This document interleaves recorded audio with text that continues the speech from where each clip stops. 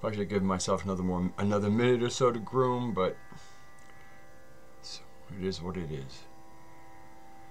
So I'll just make sure I'm live before I assume I'm being heard. Okay, there's my mic.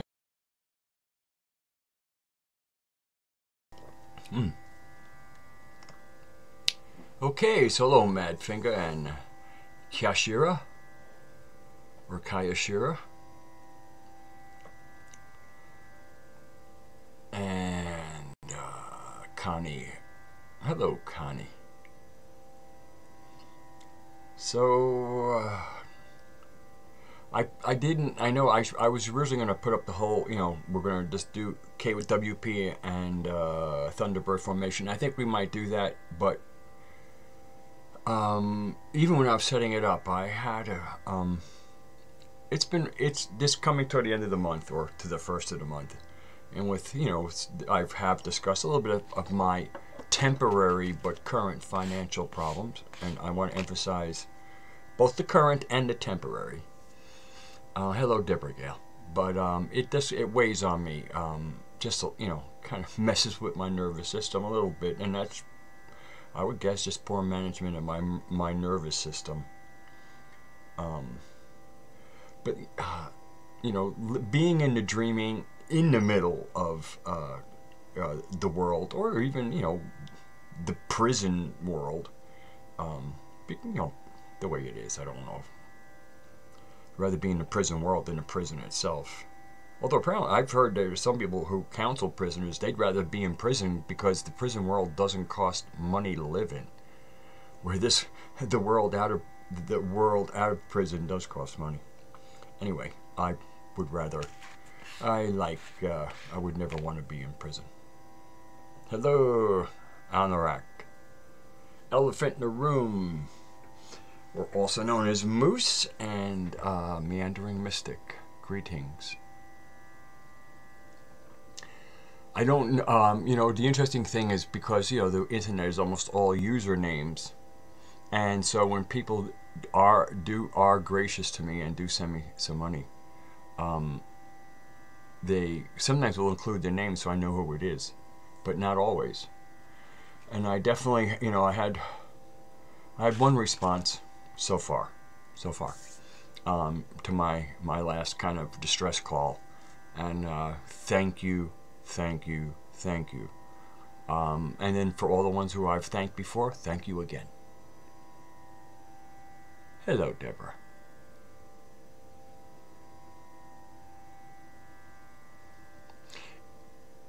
Oh, Anaranak. And I think the reason I would have got close to it, but hearing Sarath the Mage pronounce your name made it a little bit easier. Or Anaranak.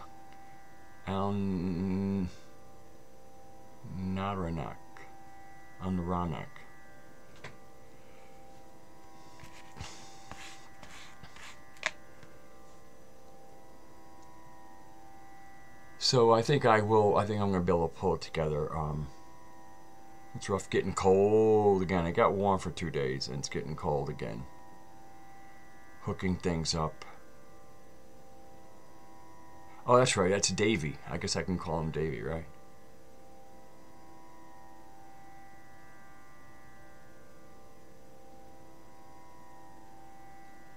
Lick the Moor. Well, they were, I guess, were Muslims in Spain, right? No, I know what both Moors are. My vocabulary, I have a pretty extensive vocabulary.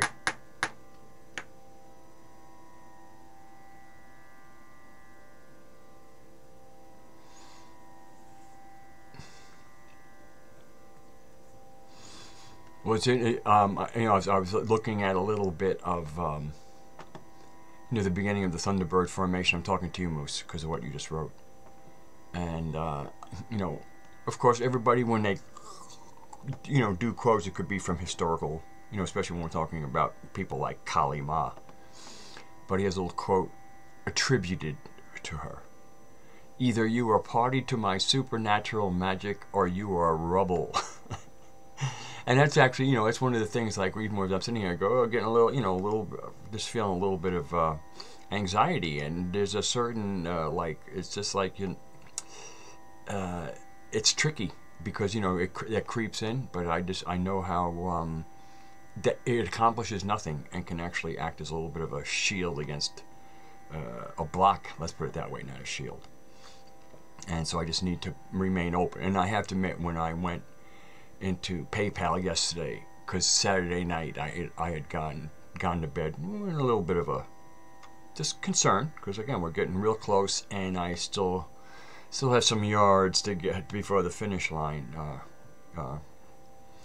But I guess, you know, it has always somehow managed to do it whenever I'm not in my own driver's seat, which hasn't been a lot in my life, but whenever I've been in that place, I've, you know, managed, like, you know, almost miraculously to stay, you know, again, stay a very, very humble living. But like, even now I'm eating, you know, my main food has been, I take a package of beans that somebody gave me. I cut up an onion and I put some salt in it. And what do I add in? Oh yeah, and 1 can of diced tomatoes. And that'll feed me for, you know, 2 or so days. Fortunately, I cook. One of my favorite dishes I'd make, but I ran out of quinoa. And I know when my friends come visit me, they'll bring me some quinoa again. So I've just been eating what's in the cupboard. I'd be like, oh, I'd really like that, but it's like, you don't have money, but you do have something, even if it's not your number one on your menu. You have something on the menu. So yeah, it's been an interesting time. It really puts you in touch with oneself. But it's a little distracting for me. I'm not used to being in this place. So but the other thing I'm realizing, you know, here I am. I'm going to be 66 in 2 months, and so I kind of, like, you know, I'm in retirement age. Although, you know, there are people who retire at 40, and there are people who never retire. And I would say retired from, you know, like, the official business world in many ways. I actually enjoy working. I enjoy the activity. My body misses it.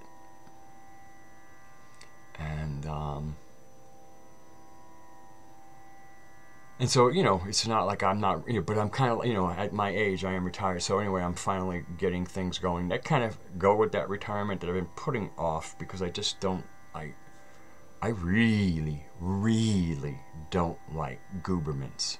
Really don't like it. Some people go, oh, you know, they owe you, you paid. And I'm like, I don't care. They, you know, they stole it from me the first time. I'm not gonna, you know, but like I said, I had some personal Gnostic intel guiding me through that, I don't know, stubborn stand. Hello, Foxadre. So once all that unfolds, and it could, you know, sometimes it takes 90 days. It could be 90 days from now. It could be less. I'm going to magic towards it, you know, that it works quicker. But so that's why I say whatever I'm in, whatever current trickiness I'm in, and you know, winter increases everything. That's the problem. During the summer, I didn't need as much. Now, you know, electric bills are more, and that's why people, when it first got cold, somebody goes, oh, don't you enjoy the cold weather? I said, I'm not going to enjoy the electric bill that comes with it.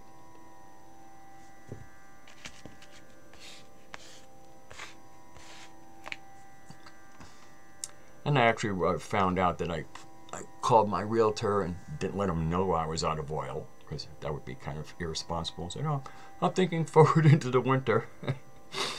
So I should be able to get all that hooked up, and I'm paying off quite a bit of, you know, credit during the times when I could use my credit card. Not quite a bit, but just, you know, if you have anything on your credit card every month, they're asking you to pay, and of course the amount they apply to it is ridiculous. But that is one thing I probably can use to get my fuel oil, so I'll be good. Sorry, I've had to clear all this out of my system before I run, and I apologize for that.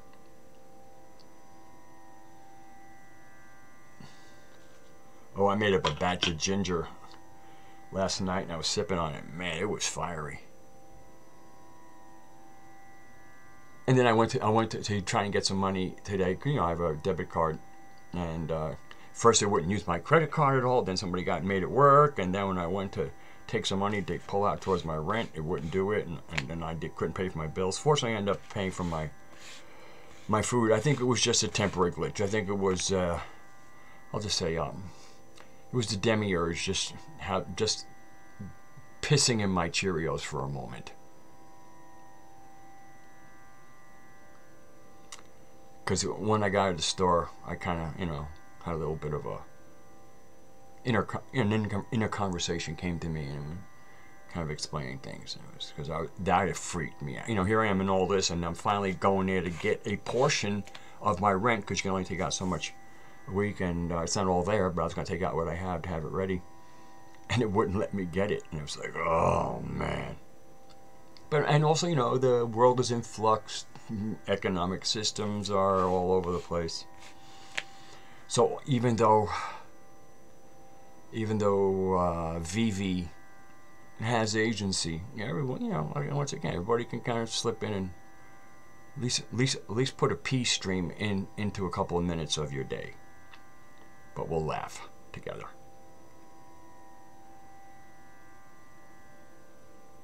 I'll tell you, I wish I had a wood stove here, because again, I don't mind working. So and I don't have a chainsaw. Hello, Niche. Wouldn't be able to get gas for it. I don't have a car, so I walk everywhere now. And the good news was, there's one place I walked when the weather was warm, and it's like a 5-mile round trip to go pay a bill. They still won't let you pay over the phone by credit card. They don't have that. They don't have an online presence. But fortunately, as I'm trying to figure out, and today was the last day, and it was even due yesterday, but because yesterday was a Sunday, there was a grace day. And the last thing even if it's not the most punitive of late fees is just stupid. I know it when it's done. Paying a late fee for me, I mean, I probably paid a few late fees. I mean, I was an alcoholic for many years, so I know I've certainly done some irresponsible things. And first thing was putting alcohol in my body.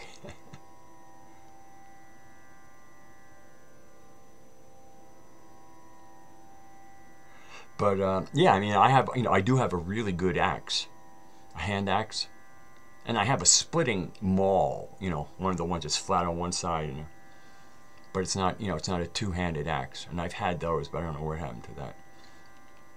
But I would go out and I'd just find, you know, branches of, you know, like that, and those branches, you know, you cut halfway through them, 3/4 through them with your axe, and you can usually break them.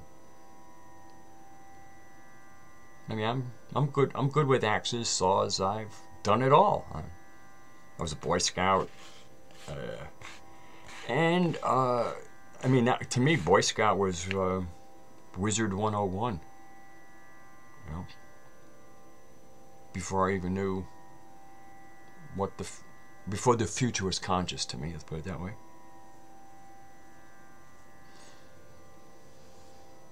Oh, enjoy being. Hello.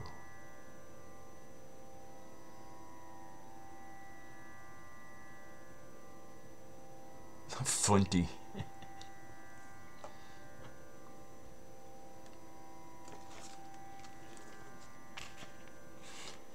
So you know what's been interesting is I've watching just a few different videos, and like that guy John Levy. I'm pretty sure he's a flat Earth guy. But you know, and so I'm listening to this other guy, Martin Ledicke. I think he's out of Wales.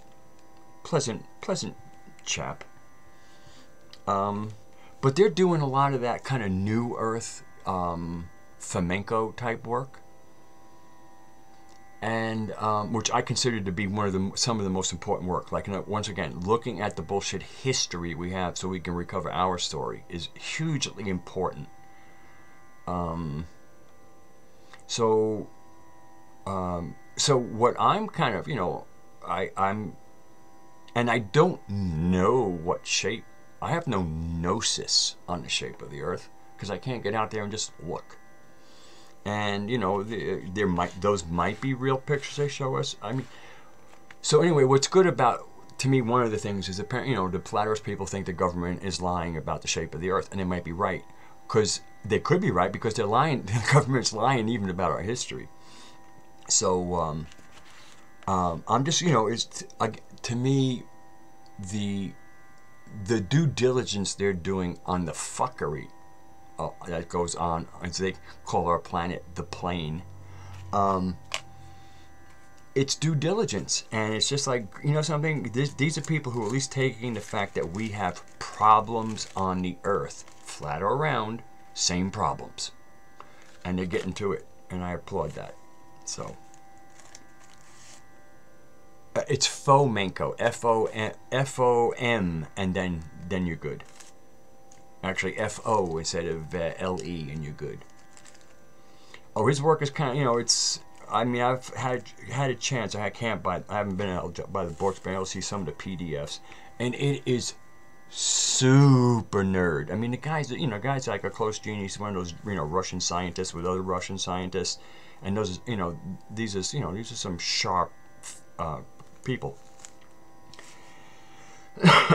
And a lot of people, you know, like, whereas everybody loves the conspiracy.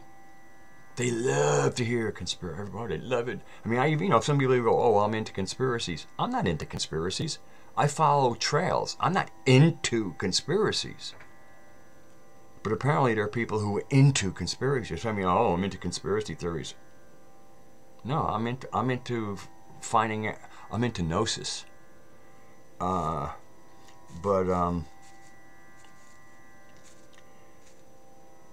But at least they're, you know, again, these people around. Oh yeah, everybody loves a conspiracy, and everybody loves it when somebody else breaks down the research into simple language. But if you tell somebody about the average conspiracy theorist, which is like the average person in society, you know, they're dealing with an average intellect, average person, average intellect. And Fomenko's work is challenging for any intellect. Hello, Mary. And thank you for the Telestic greeting, or I should say maybe the Shakti cluster app greeting. So anyway, I mean, and some of this stuff is a little bit, you know, again, these guys, some of these people are exhaustive, and sometimes exhaustive can be exhausting. Yeah, Anatoly Fomenko. But it's, I mean, and some of the stuff, it will show the graphs and how he's charting it. But again, and I know, look, for the good thing about Planetary Tantra, it tends to attract good intellect. And so, and like anybody, like just like me learning electricity, whatever, the first time you're lucky, you kind of keep your act on a trail. But you stay with it because you know you can, and it's just a matter of application. And if you want the goods, are you willing to get out that shovel and dig? So that's what happens. A lot of people, they right away, oh, Anatoly, go, let me have the name, and then they go look at it, and they, you know, and forget about it. They almost shut down.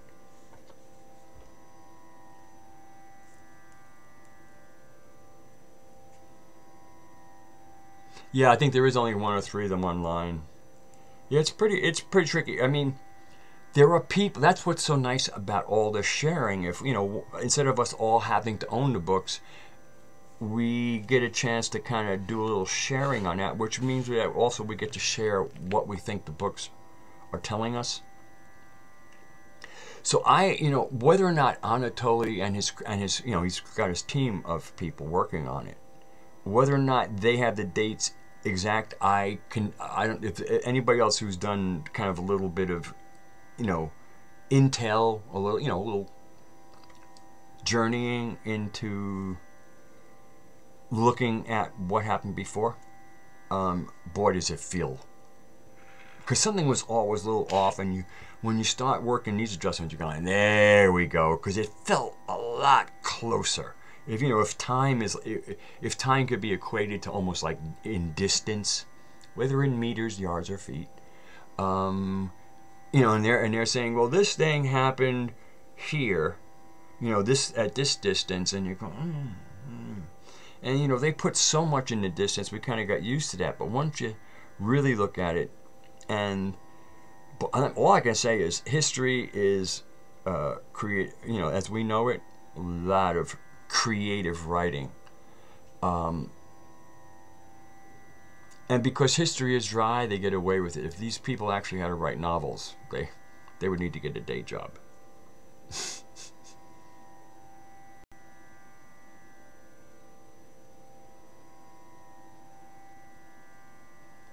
Okay, it says, yeah, your streams have been very choppy. Is that to me or somebody else? Moose, oh, short stream. Okay, yeah, we were talking to Moose. Because, I know I occasionally buffer, but it kind of happens to almost all of us.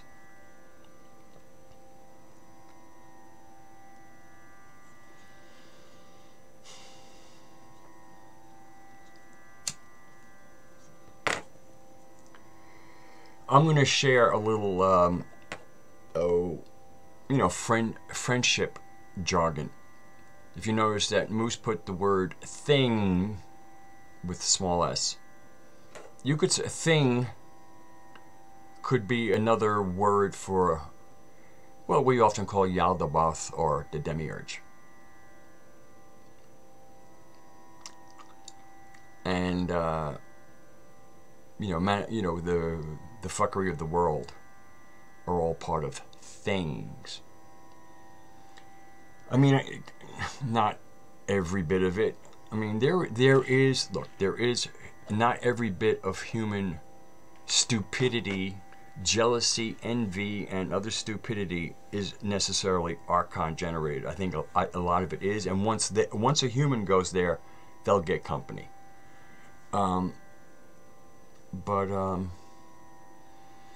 Poor breeding will,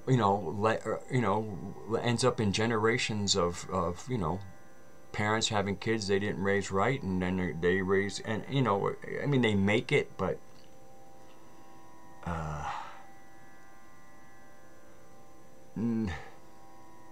it's really had a great toll. Poor breeding has a terrible toll on the human race, on the human species. I'm sorry.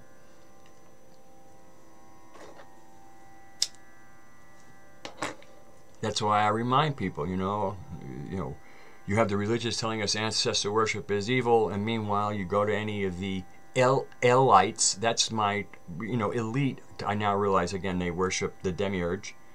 Another word for the demi, for Yahweh. That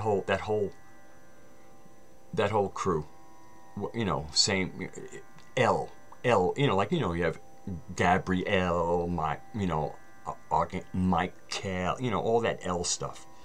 So, and then I realized, the elites are Elites. So this way here we can say it that way, and then when we, the common people, are doing something that's really, good high performance, like an athlete, we can call that elite. So we can redefine and have the word elite back for a true high performance, and they can be the Elites.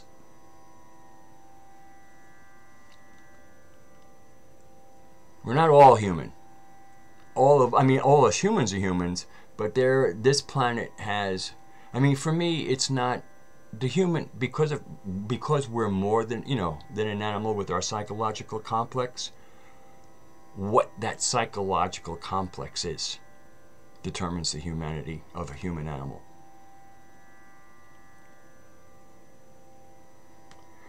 So there are apparent, what would appear to be human animals out there, but under a psychological engagement with it. Tell me there ain't an alien in that body.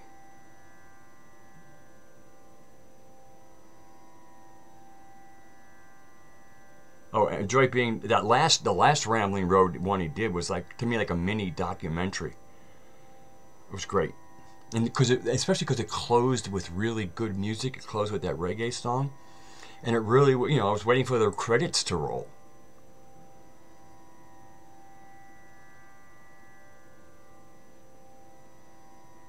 Airlights.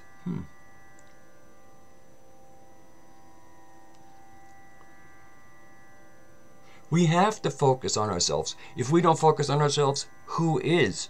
And that's one of the reasons why, you know, obviously the L-lights don't mind some bad press, because it means we're focusing on them and on what they're doing instead of what we're doing. So we focus on what they're doing, and then they give us more. Then they do more to us, so we can keep on talking about what they're doing to us instead of what we're doing to them or doing to counter what they're doing. And so until we get it, until we start realizing that endless speaking and finding the latest nasty thing the L-lights are doing to us, it is a recipe for failure.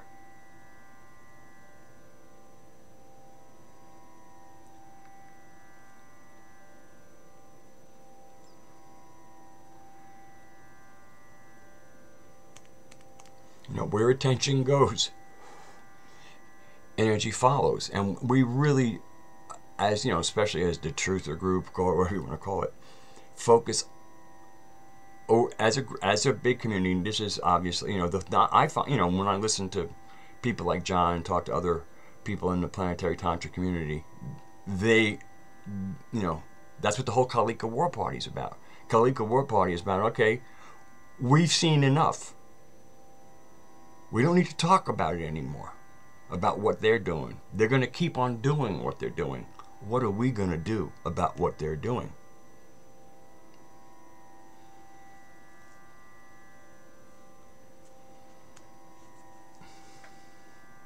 Thank you, Moose.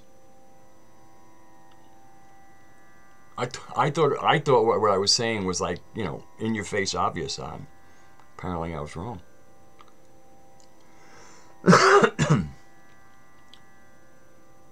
mean, I thought, you know, you know, but again, I'm a little bit of a nerd, a little bit of an egghead, and sometimes I forget that, because, you know, the whole Aspie playfulness, you know, I just feel like I'm rolling around and having some fun, sharing what everybody else knows, right?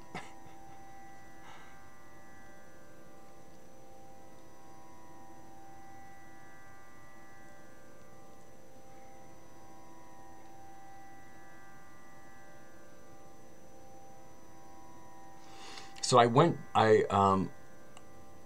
forget which, I think it was one of the 2 streams I did before this one, that I guess I played 3 different songs in, and I went back and listened to it. I don't listen to my streams all that much.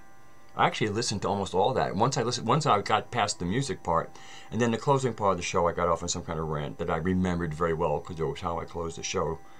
So I went back to the beginning, and I actually found my own voice rather soothing,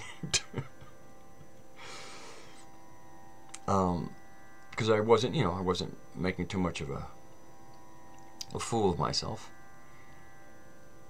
and and part of it was because somebody left a comment, and they said, "Boy, you know, your tone is so good," and I went, "Oh, really?" And I went back and I checked, and I said, "Wow."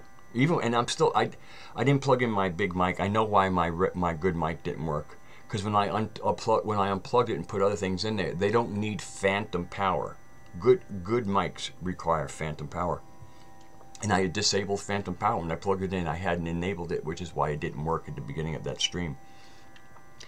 And then when I couldn't figure out why it wasn't working, because I'm in the middle of, you know, I'm in a kind of a different headspace, I didn't remember all I had to do was press phantom power.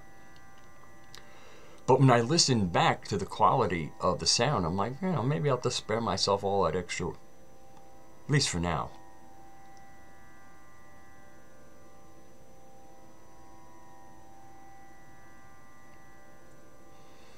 Yeah, so I'm going to riff on that a little bit, Raksha. Words mean things, and people twist them to mean things they are not. One of the biggest words, one of the words we all hear, and we, you know, we'll even hear used in our community, which doesn't mean to me what it has come to mean is the word anti-Semite. And again, maybe it's because I'm an egghead. I know that Semitic is a language group. Last time I checked, there were 5 basic Semitic language groups. The largest of the Semitic language group is Arabic. I forget which one is second, but you know, like one of them is Amharic, which is an Ethiopian language. Number 4 of the 5 list is Hebrew. Okay, so for me, the word Semitic means a language group. Now, some people seem to think it derives from Shem. I'm not saying that the word Shem isn't a derivative for the language group. But in its, in its scholarly sense, the word Semitic refers to a language group and has nothing to do with ethnicity. Because, the Ethiopians are a slightly different ethnicity than, I guess, what Shem would be.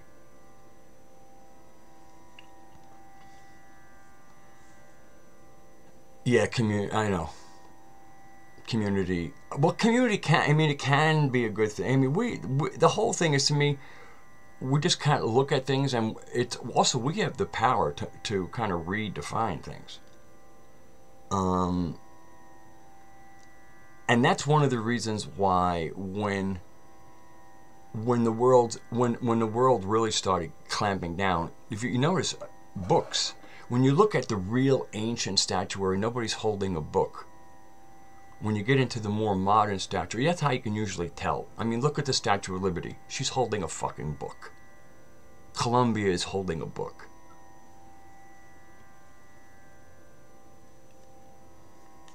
So anyway, very, very briefly. So now there is there's this word anti-Semitic, as if, and we know what it means, what we're told it means. But to me, that's like wrangling a word, turning into something, and then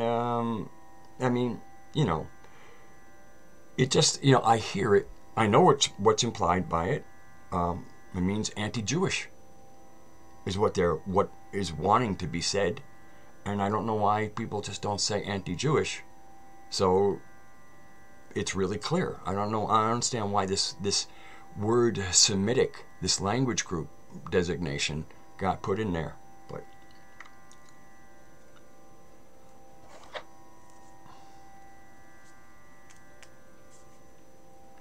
hello, BB Blog.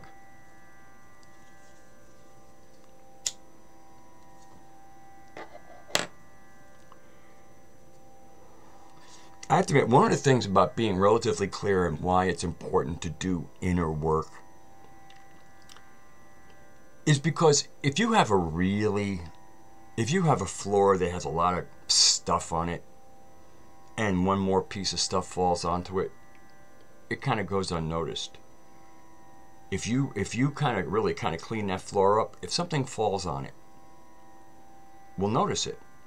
So a big part of the inner work is the moment something triggers us or kind of disturbs, we feel it, because normally we're in relative, equilibrium. And if something comes in and it's like, whoa, what's that? You look at it, and it's important to, that's how we get clarity. We find out what triggers me. Why did I get that emotional flush? And because I get them multiple times a day, but because they're singular events, it's almost like, it's like there's quiet in there, or it's relative peace, and if suddenly there's shouting, you notice the shouting, and then you go and find out what the shouting's about. And our inner being can be the same way, but it takes work to calm down all the shouting. And no one is going to find answers to that shouting in any video. You might find people might offer one techniques after the video is over to go do it. So you can, but once it's all about inner work, there is no way of passing that off. If one wants peace, one has to work at it.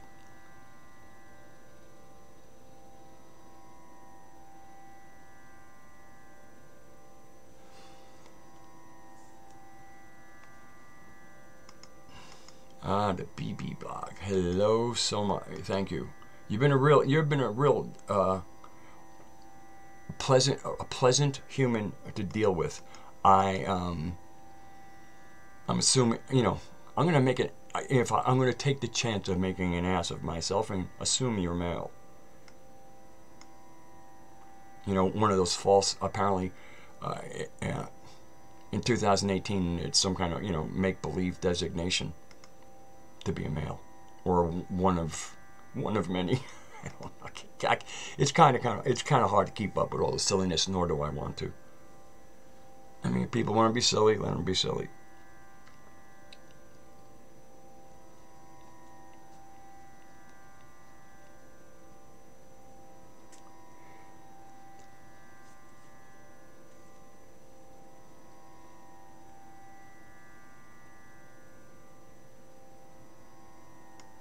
Well, there we go. Well, thank you very much there. Enjoy being. She's not male. I love it.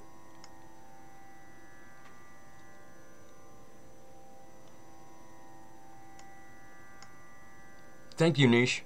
Well, you know what it is? It's kind of like, you know, when I see BB, I think of BB Netanyahu.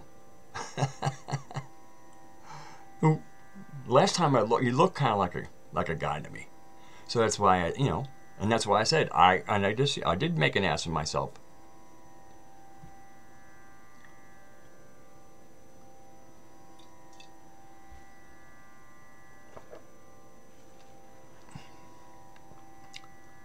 And of course, in the beginning, I mean, at one point, and especially, I mean, cyber-wise, I mean, of course, it's really a non-issue. And I mean, unless sparks happen between genders, it's also not an issue.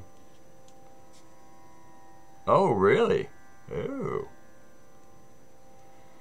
Well, that means I better not look.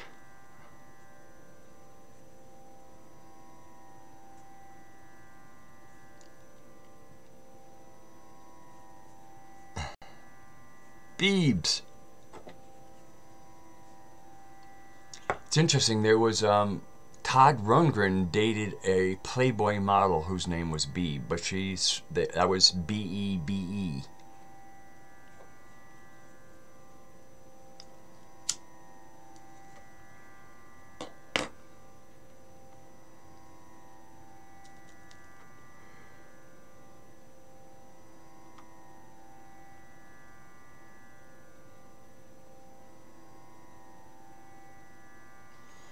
Sorry, but I have a tiny little bit of kerosene left in my kerosene heat. I burned it for a few hours. That was, I have to admit, that was heartbreaking because I had those two cans of kerosene.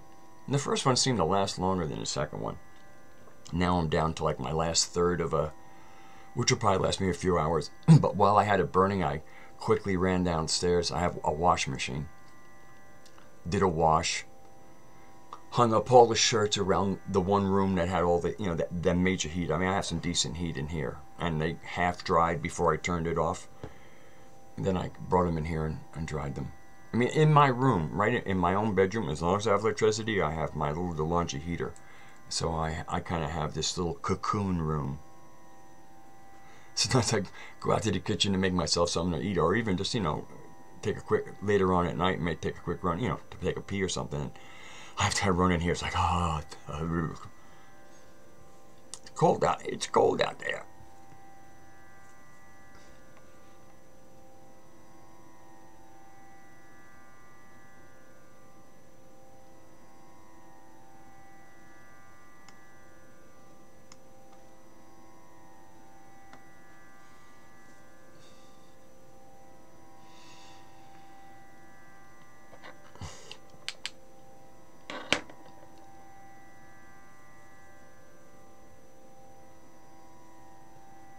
Well,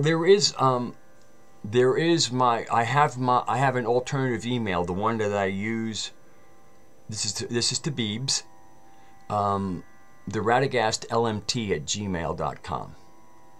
That's also, you know, that's the reason, and it's right there at the top of the description, because that's the one that if people can or want to assist, that's if you went to PayPal and wanted to send money to friends or family, you would put in that email, and that's how it would get to me.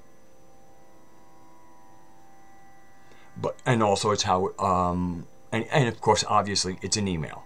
So yes, that's how people can get in touch with me, at least initially. And then I have obviously I have a secondary email that I don't make public, and then from one I can create the other with using my public email, I can give people my private email.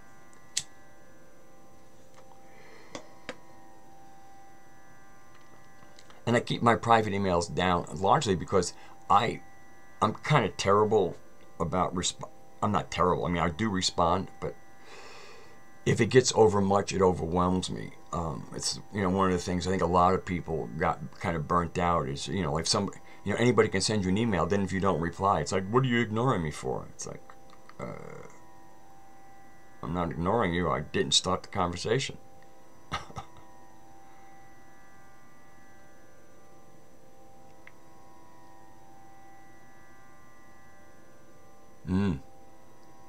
Yeah, I'm here in southwestern Virginia, and I have to admit there was one night where I guess we were probably in the 30s, and where I was in upstate New York, in the Hunter Wyndham area, they got hit with that Thanksgiving chill. There was one period they got down to 0 where I used to live, and I think I was like at 42 up here.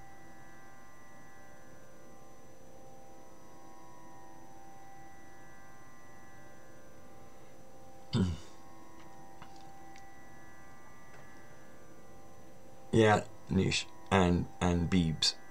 I mean, that's the main reason. I mean, is because the other thing is those of us who do have a public platform, they're and I mean I'm fortunate in one regard, is that I don't have a lot of viewers.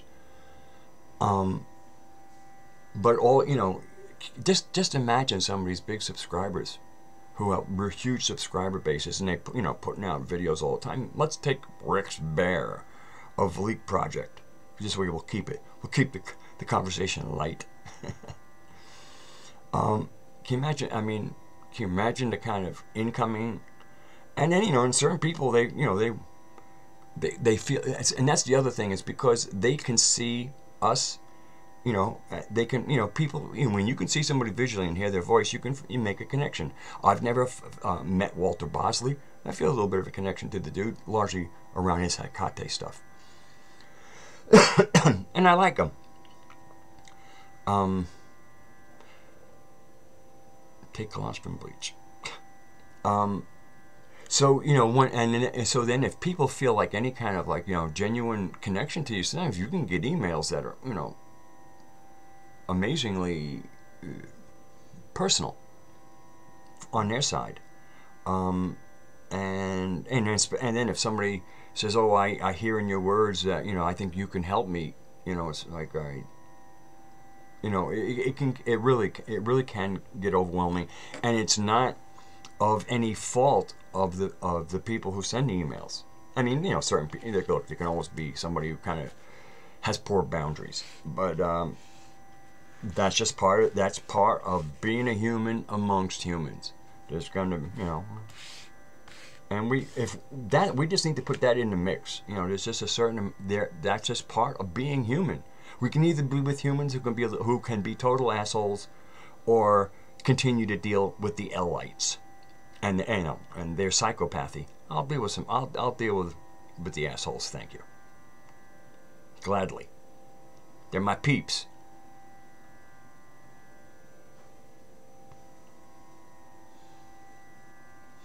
And also, like for me, like Walter says, Hecate, and I say Hecate. Again, whatever. When he says Hecate, I know what he means. If I were to say Hecate, he would know what I mean. If somebody said Hecate, we would know. So, because people, oh, it's said like this, it's said like this. I pronounce it the way I think it should be said. I would never presume to tell another person how a word is pronounced.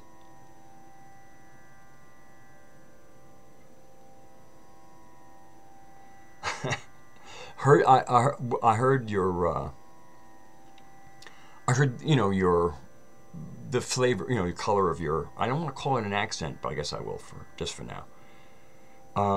But it's thicker than Saroth's. But fortunately, I enjoy, you know, like sometimes when people, like Sylvie Ivanova of New Earth with her Bulgarian accent, there are sometimes she'll say a word and it will take me a moment in my head to play with the variations of what I heard and how it could be, and then go, oh, she pronounced the English word that way.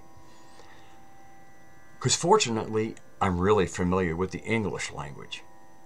So when somebody uses an accent, like sometimes the first, you know, like, you know, usually when somebody's speaking, you're recognizing each word as it comes out. But sometimes words come out and it's not an immediate recognition. But, you know, so there's a delay, and it's almost like doing recording. 20 milliseconds may sound like that's not very long. On a recording, it would sound like echo. So, but because, you know, I'm familiar with the English language, I don't have a problem much with most accents. I can, and sometimes in the beginning, when I'm first hearing somebody use some words, and then I'm kind of like building a filter. Oh, he's going to say the word and, like, you know, like there are certain common words that even when they said a common, you know, one that'll be used quite a bit, it took me a few milliseconds to get it. But then the next time the word gets used, it's like, oh, yeah, that's that. And then I start falling into real time with it. But there are apparently, you know, again, because of Common Core, because of the piss poor quality of language in modern, at least in modern America, modern English-speaking America, it's conversational English. It's, you know, it's a kind of language that is good for, you know, discussing the weather, a sports event, the stupidity of any politician. You know, it's conversational English. Yeah, I was. Davey. And so, you know, again, these people who, you know, I might be very frustrated with their bare bones conversational English. A lot of it, you know, has to do with the fact that that's how the schools did it, and unfortunately their parents didn't seem to notice, or their parents, I mean, again, that's why I say breeding matters.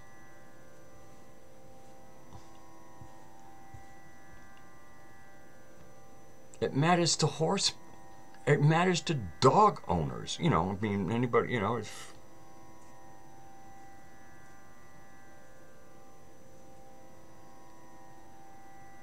yeah, yeah, right, you know, was it Joseph Farrell, rotten to the Common Core.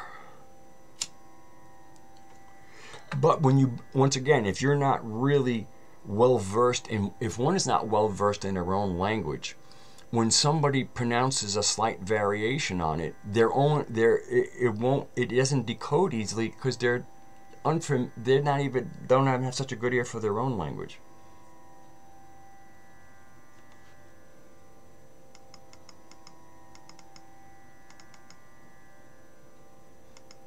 I realize I'm realizing I'm not paying much attention to the chat because I'm ranting a little bit, but apparently there's some really good stuff going on here.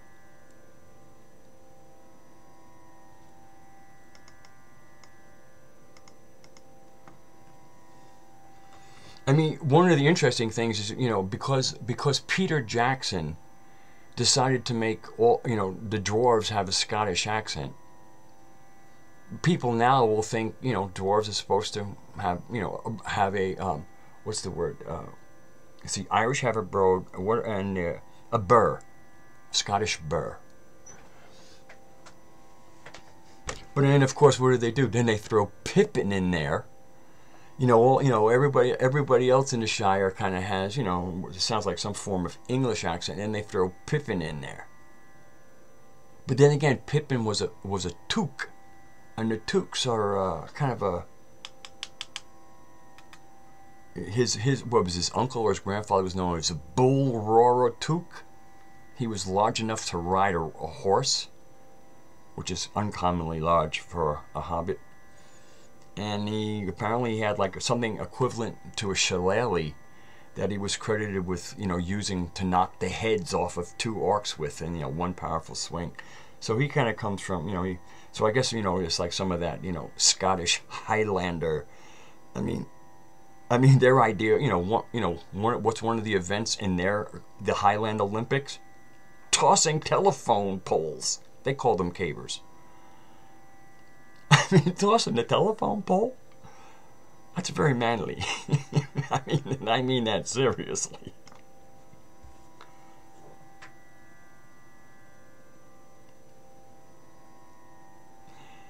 Golf, I guess golf was for the soy boys. Real men toss telephone poles. The lesser men knock balls around manicured garden lawns.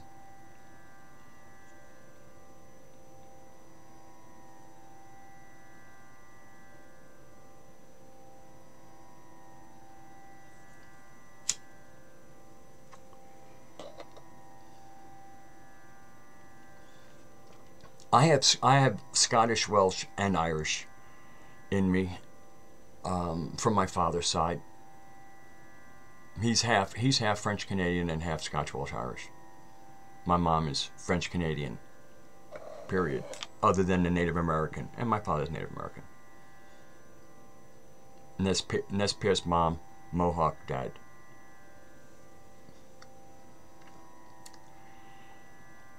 And I especially playing in Irish bars. I like Irish people. I like people.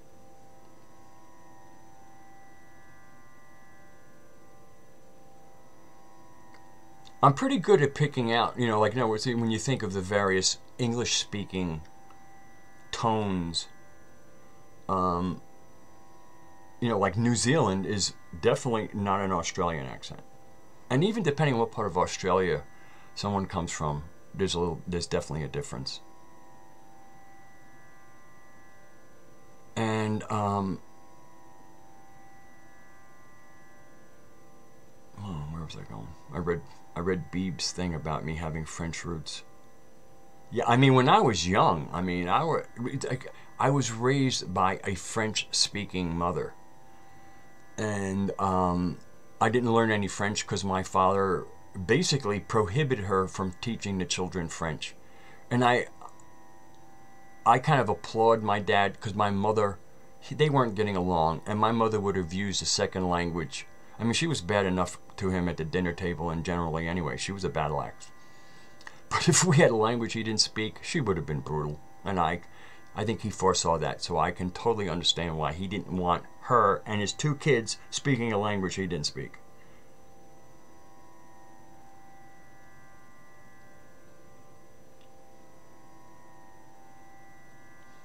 Well, one of the things I was noticing, the light's a little glaring here. Like, in other words, if I just take this very, very glaring white light away from me for a second, like, I'll even just go into here, or immediately, usually, I'll wait for the effect to happen. Actually, but like, I'm a little, because of the Native American blood and the fact that my mom's French.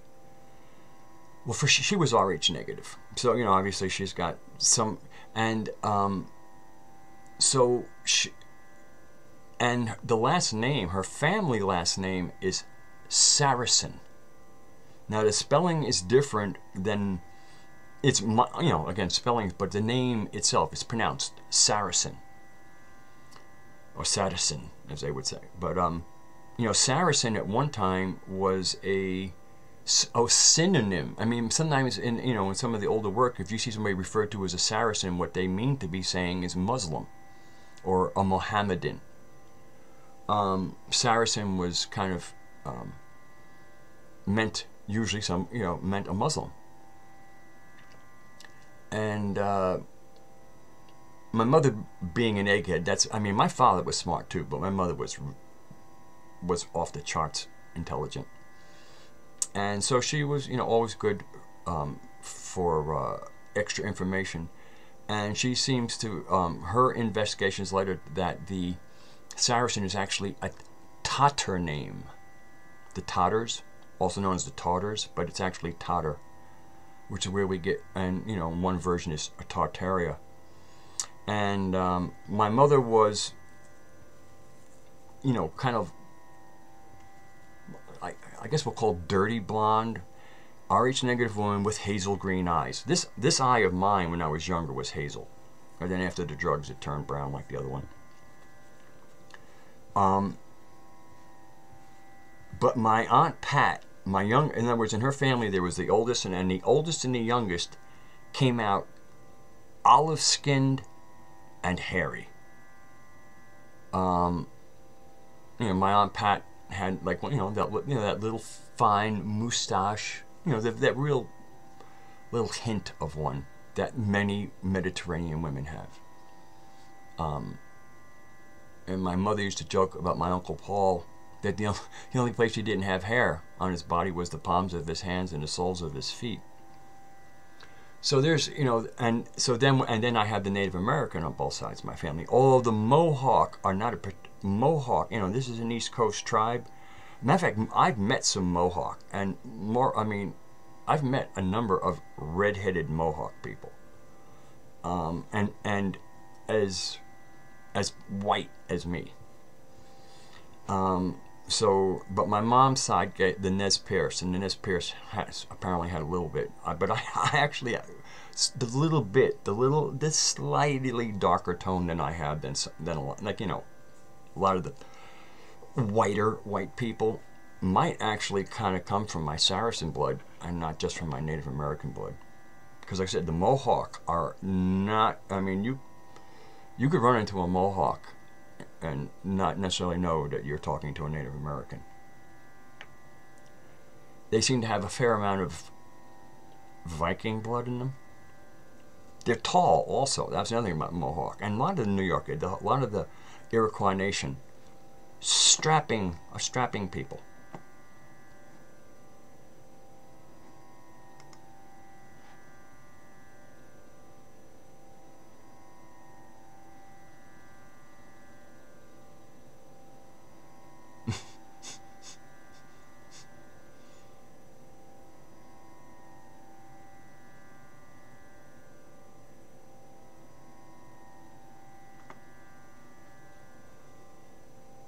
Oh yeah, Foxadre, that is so, I mean, there's a lot of, but the New Earth has been doing a great job of it, but I forget, one place was showing pictures of Native American tribes.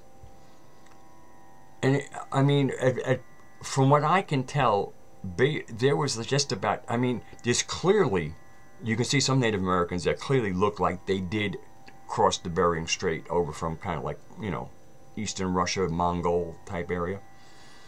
And then you have others that even the Mormons say, you know, there's a certain, like, I guess when you see the Native American with kind of with the more prominent nose, the Mormons, who know a little bit more than many might know, say that, you know, they're actually from Iraq, or in other words, they are kind of an Arabic, or I don't want, you know, like, I think the Mormons might call them a Semitic people, but again, I mean, unless they mean derivative of Shem, I mean,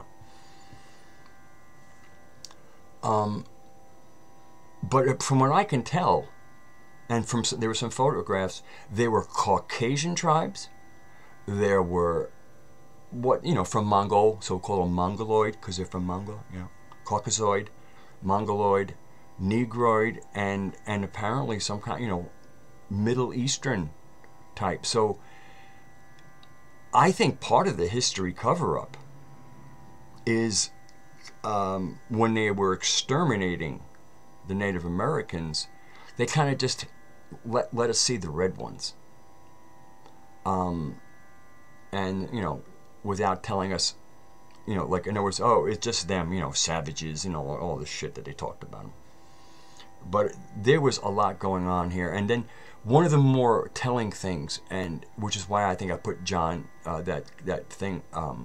John Levy put up his website, is because they're showing pictures like from the 1850s of like towns that people only moved in like 50 years ago, and they have all of these grand buildings. There was a civilization all over the world, including North America. There was what Sylvie calls a survivor civilization, and it is in those really wild architecture, and it continued until like probably the First World War. It's kind of hard to find pictures, and they dismantle. I mean, some of these grand mansions that were only standing, according to them, for like 10 or 20 years, they demolished. The original Grand Central Terminal had all kinds of, Greek-style gods and that incredible art. They destroyed that. The original Penn Station was of that. So it's looking to me that a lot of the infrastructure that we think that the colonialists built, they actually was here when they got here, and in certain cases they just expanded it. I believe that the water tunnels from upstate New York into the city were originally smaller to serve smaller populations, and then when that civilization was interrupted, the maintenance stopped and water stopped flowing. And I really think that what they did was they cleaned out the original tunnels and then widened them for greater capacity. I don't think they initiated a thing. You have to realize the parasites, the mindset that would just go and take land from another person, is demonic. Demons are not particularly creative, and and like I said, because I'm in America, many of us are in America, but there is a story unfolding of how short a time period it's been since there were a technologically adept, I'm not going to use the word advanced, but they were capable of all, I mean, the work alone, the architecture, the statuary, the opulence, the feeling of aesthetic. That's the other thing, is it's all about aesthetics. Aesthetics lets the human spirit is aesthetic. Aesthetic to the point of, well, what's the person of that? Because it looks nice. It's good for the feng shui. You know what I mean? It's like that kind of thing. Because we can. And then you start seeing all the loss of ornamentation, and something I'm gonna have to get up and get some beverage in a minute, but I took some pictures from the John Levy thing of some of the architecture, and the reason there seemed to be there was like almost every multi-story building usually had some kind of face on it.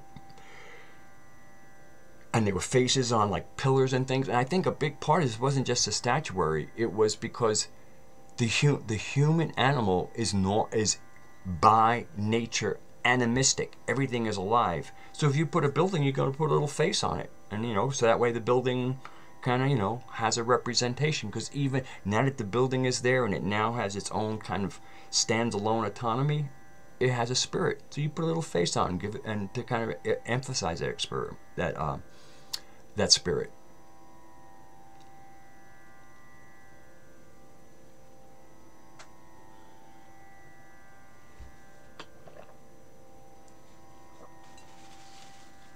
And like I said, in the ancient statuary, you'll rarely ever see a book. In modern statuary, you see books a lot. That book is about the law. And then also you see the justice. Justice is application of the law. That's what justice is.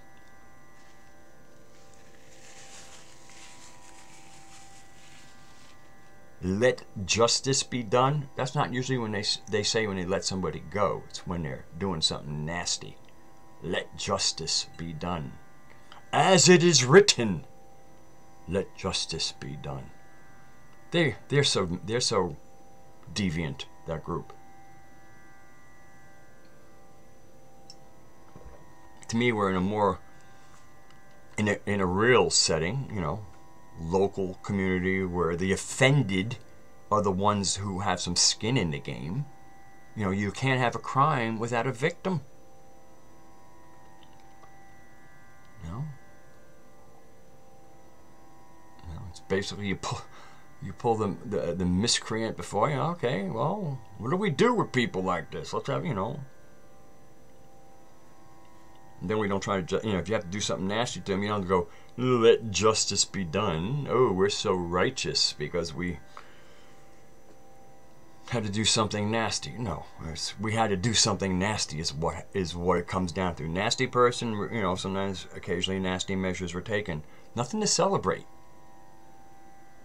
You know, nothing to take the cloth of justice and place it over the execution. Right. Exactly, Fox Dre. But see, the word righteous, when people hear righteous and righteousness, we have been programmed to think that this you know, holy, you know, this whole holy stature of is like somehow glistening, and other than it's a pathology.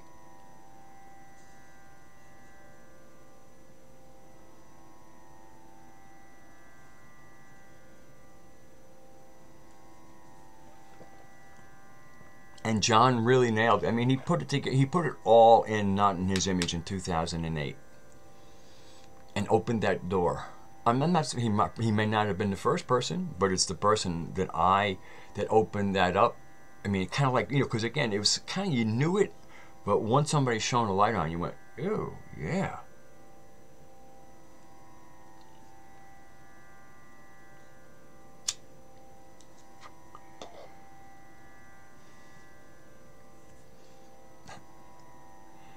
Chances are somebody who's not within driving distance of me won't see me, because I went and broke my own boycott twice to visit my son.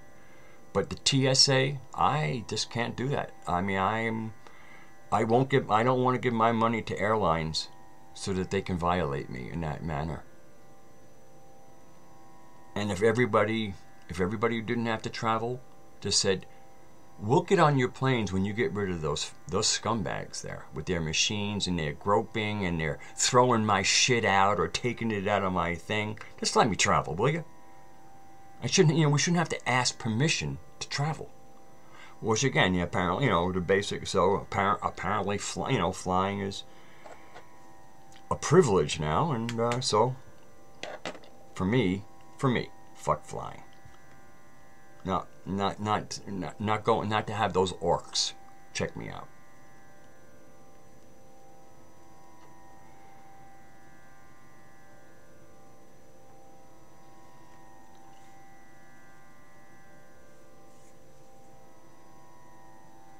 Yeah, basically that's how I am. Now, if I were going to relocate, I might consider it. But then again, I might, I'd also, to me, if I was going to make a permanent relocation, I don't know. I mean, like, the idea of spending a few days, like, on a travel boat sounds cool to me.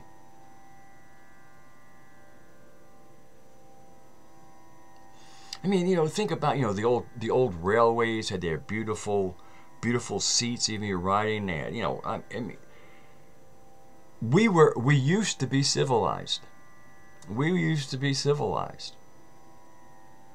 And I don't even the word civilization is something to look into.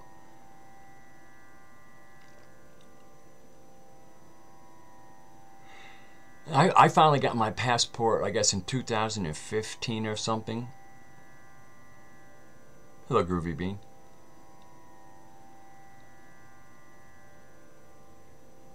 Pretty good photo, too.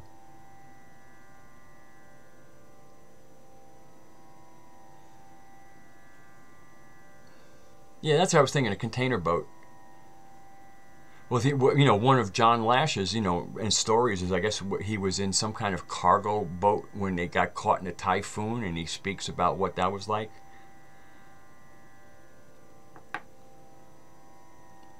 This sounds like an interesting experience to live through. You know, if you live through it, then you can go, ooh.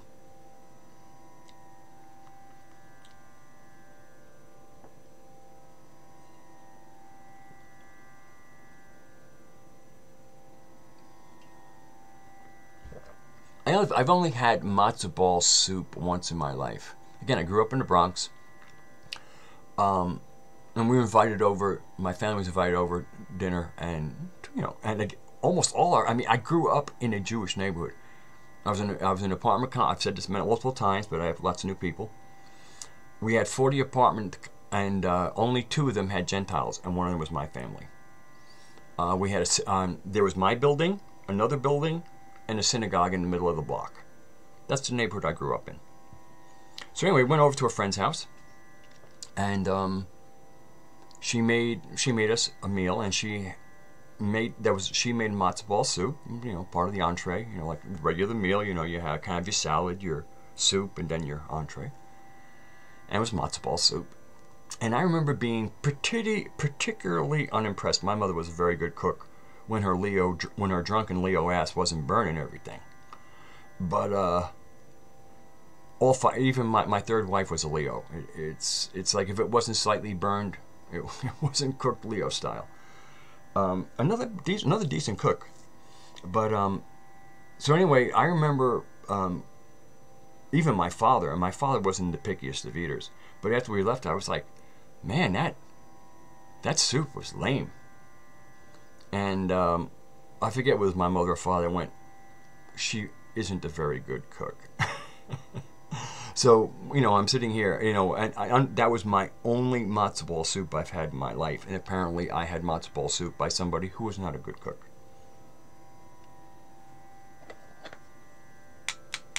I mean, it wasn't like, I mean, I finished it. It was, you know, it was just, it was,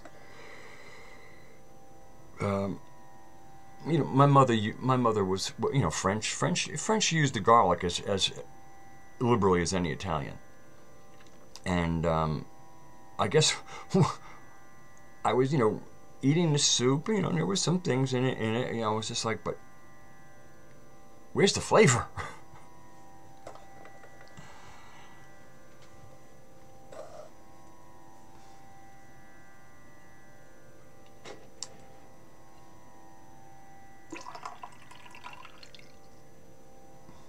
Actually, my mother was people enjoyed my mother's cooking. She was a good cook.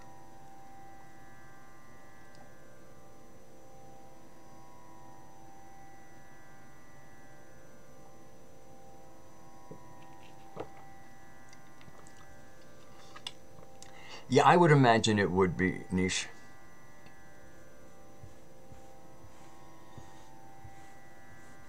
I mean, just because you're a Taurus, you know, I mean, taste is a, you know, is a sensuous thing. I mean, if there isn't any flavor in the soup, it's not very sensuous.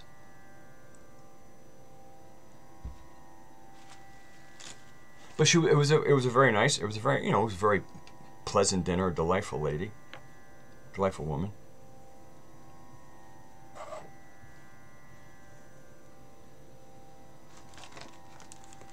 I mean, I have to admit, one of the things about growing up in the neighborhood I was surrounded by smart. And I think that's one of the things my mother liked about the neighborhood. Because she was, like I said, she was scary smart. And so she had to at least have, you know, a little bit above average intelligence to even be able to keep her sanity. Again, it wasn't like we were surrounded by screaming intellects like her, but at least she was, you know, speaking in a language that could be appreciated. Where in certain circles, we could. My mother was pretty good at, and my father did the Times crossword puzzle. So even though he was an anti-intellectual, he was smart. That reminds me, I did buy some new red potatoes, organic of course, and I remember I was going to cook them last night, but it was fairly warm in the house and I had run the heat, and I said, you know what we're going to do? We're going to wait until this really cold weather comes here, and then we're going to cook the potatoes so that we can use the heat from the oven to warm the kitchen up. And then after they're done, I open up the oven door and let the heat out.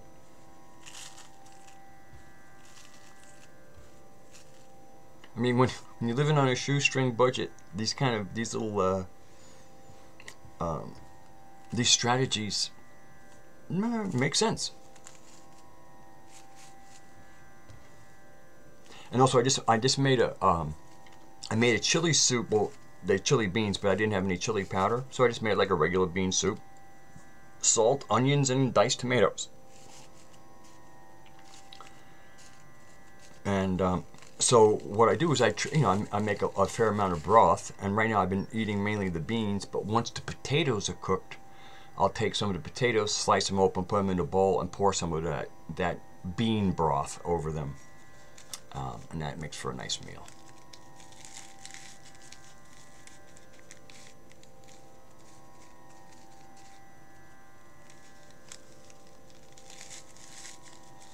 I mean, fortunately, I did learn how to cook. So did my sister. Being around my mother, we learned how to cook. Ah, barley soup. The only thing I might caution, I mean, I used to love barley soup, and then I found out that barley soup wasn't the best for my dosha. And I noticed that often, at least in those days, it took me a while to heal up my stomach from all the drinking. But barley would sometimes give me heartburn. So all I can say is if you're eating lots of barley, I'm not saying you will, because you're a different dosha than me. But Moose, if you find yourself like suddenly having some heartburn, it would be that. But my guess is your dosha won't have that issue.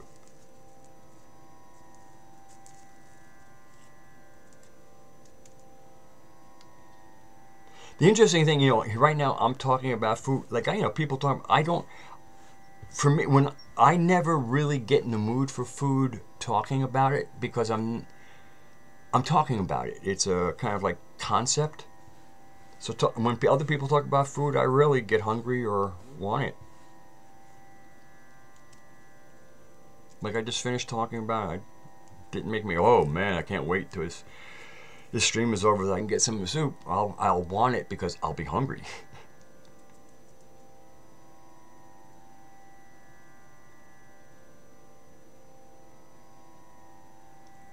This chili bean is largely black beans. I mean, the difference between the chili bean mix and the black bean mix is exclusively black beans.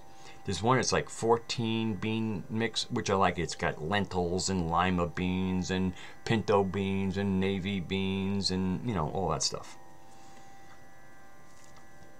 But the chili mix I think is like pintos and black beans and maybe one other bean.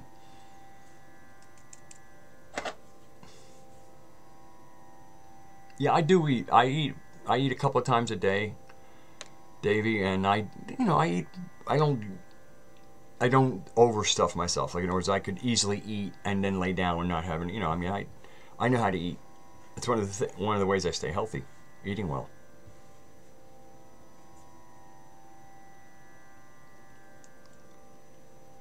The thing I remember most is she had a nice apartment. Well, the Bronx had a lot of nice apartments. And she was a delightful woman.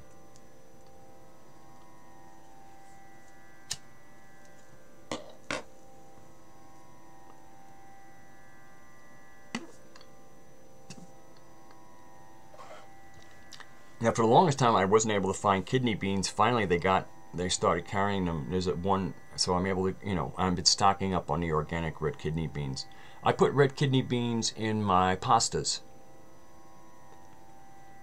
Kind of like that's I put red kidney beans, and I do a quick searing of tempeh and cut up into little squares, and I throw that in there. So between the kidney beans and the tempeh, it's kind of like the meat in the marinara, or sometimes basil and tomato, or some other kind of non-meat sauce.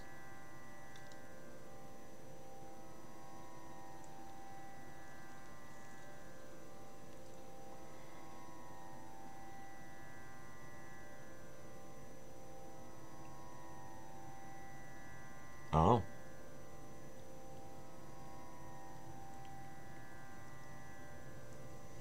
I enjoy raw. Well, I generally, just before I go to bed, I usually will take 2 bananas. I put them in my blender, add water, turn it into a drink, and it makes me two. It makes me almost a quart, and I drink that at one sitting. It fills me up. It's like a meal in itself. But also, sometimes I'll have restless leg sometimes at night, and if I drink if I take those 2 bananas just before I go to bed, generally the potassium in them will equal out whatever the sodium imbalance might be, and so I find it's very, it's a good thing for me to do, just as I'm getting ready to go to bed, about an hour or so.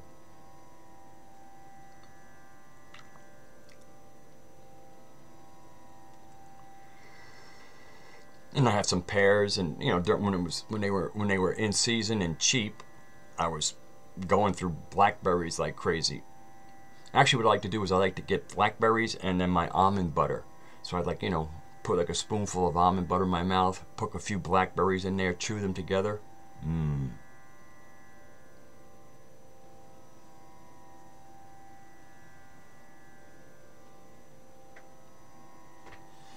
I became a vegetarian somewhere between 38 and 40. I'm 60. So I guess it was 38, because I'm almost, it's been, I think I have 27 years, coming up on 28, and I'm going to be 66. And once again, I don't call, I'm not a vegan, but I don't have a whole lot of use, like right now, because I'm trying to live cheap, and they have, I'm buying some pepper jack cheese, and slice up a fresh tomato, organic, of course, because I want flavor and I want my vitamins. And on a really, I get really good breads. They have a good bakery around here, and so I've kind of been doing that. But I mean, there are times sometimes I can go a month or two and have not had any dairy if I don't eat yogurt, because I'm only eating cheese now because it's a little bit on the cheap side, and it's making, it's allowing me to get some meals, and it doesn't digest as quickly as some of the other stuff. But but I like honey, so honey kind of disqualifies me as a vegan. But I'm not interested. I'm not trying to get any virtue. I want to be healthy. I'm not interested in virtue points. I'm not interested in being woke. I'm especially not interested in being woke. It's about health and palate. I mean, there is nothing that I eat that I don't really enjoy eating.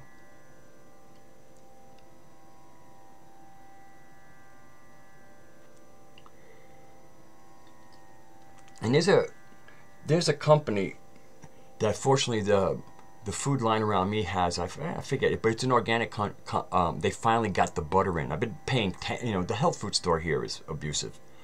And I was paying $10 for a pound of butter. Finally, the supermarket got it in, and now I can get the same butter, organic salted butter, for $5. So it cut the price in half. And that's what I was used to paying upstate. Maybe in the health food store I'd pay $6, and in the supermarket I would pay $5. But here it was, nothing in the supermarket and $10 in the health food store. But still, you still wouldn't get me to buy inorganic butter. No matter, again, my health plan is eating well.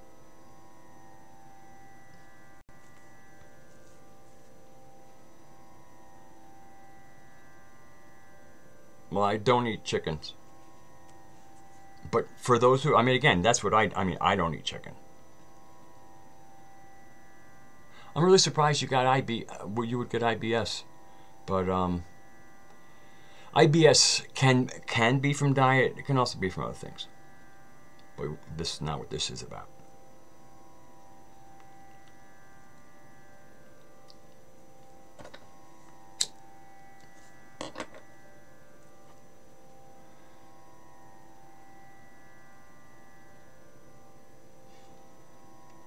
I remember I had barely begun vegetarian. I was working in a health food store. I was a cashier there.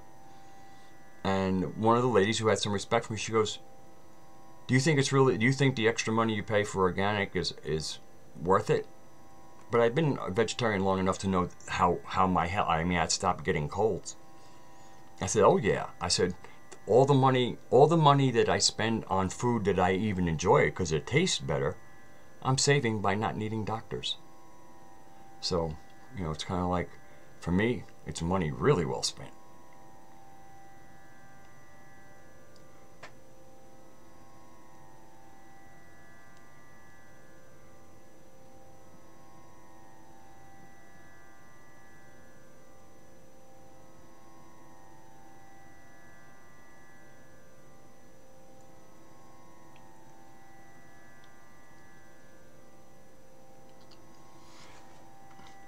I mean, just imagine if we were in that, like, in the 1930s, nobody would have to worry about organic or whatever, because they hadn't, you know, they hadn't invented, they hadn't turned the chemical weapons into agriculture products yet.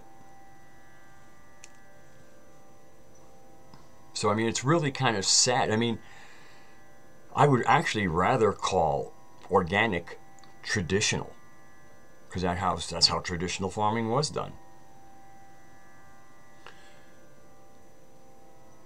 And that's why the USDA, it used to be all tilths would certify organic. And then the USDA got involved because there was money. That's the whole thing about whenever humans build something really wholesome and good, and it's like a thriving enterprise, the parasites always come in because they want to start sucking out the blood from that healthy body. Yeah, I mean, now organic is a marketing term, and that's what the USDA did to it. It used to be kind of like, you know, something that those in the know did. Those who realized that food... See, I guess what it is people, you know, they started adding more salt and sugar to the food because when they first added fertilizer to these really good soils in America, they got incredibly good tasting food and more than they ever thought they would get. Because it's equivalent to, let's say you have never done cocaine or speed in your life. Never done it, and you're in good health, like a nice healthy soil. If you were to do, if you add, you know, again, they didn't add tons of, they didn't need to put a lot of fertilizer. They just had, like, they enhanced it. So if you were to take a healthy body and put some cocaine or methadone into it, you would get incredible performance out of that body initially. Initially, you would have an enhanced performance. You would find better mental acuity. You would be getting a whole lot of things done. You would have, you know, all this energy. You would feel great. And you would actually, it would actually be a performance enhancer for those first couple of usages. And then you know, but you've been borrowing. What you're doing is you're borrowing on the reserves. And next thing you know, not only are you getting diminishing returns, you're having trouble getting to normal with the original enhancer. And the same thing happened to our soils.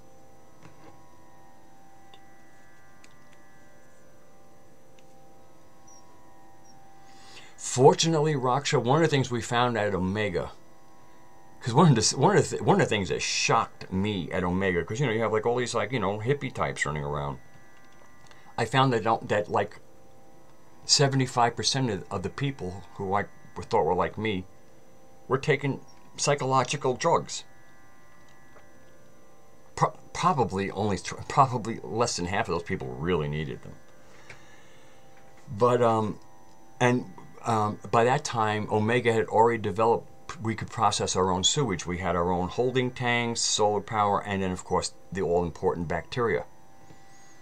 And the man who had conceived it was concerned that about getting the, you know, the SSRIs and other psychotropics out of the water before we returned it to the water table, because that very same water table we were returning this water to basically was feeding the wells we were getting our water from. So we had an investment in keeping the water clean. And so what they found out, well, what he found out, because he would do testing, was that although there was plenty of psychotropic, you know, the psychotropic drugs coming in the stream, when he tested the outflow, they were all gone.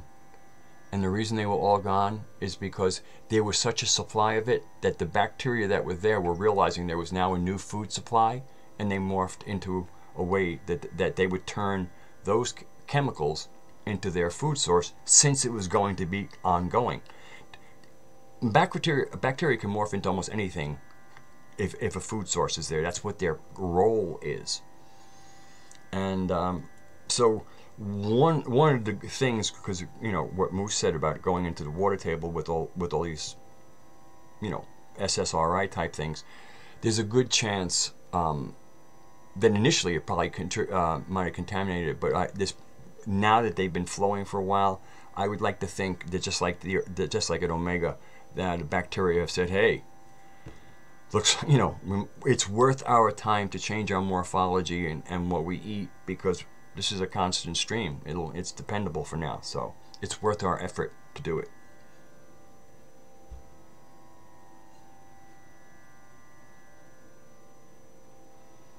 Yep. Yeah, they do have traces of glyphosate for sure.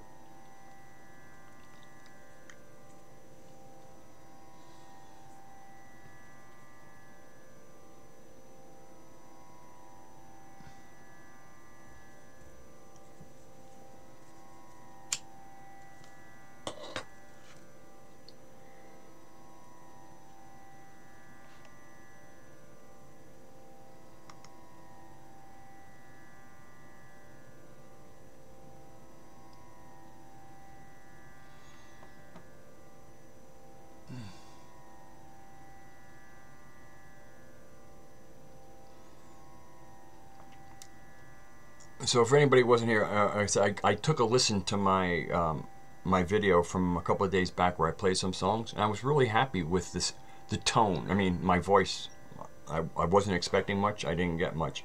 But overall, the tone that came out of this little tiny webcam mic, wow.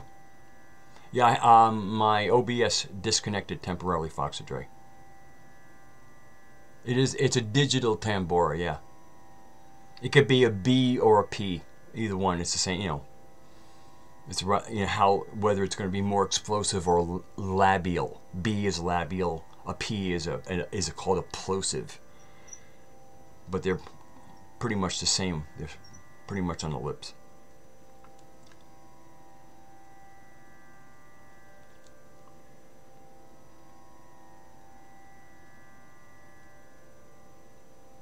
Yeah, eating straight from the garden is, I mean, even, you know, once again, when you went into the town square, I mean, generally, you know, you had a fairly static population who everybody went and got their, if they didn't grow their own and they went out and got them, they went out and got them daily.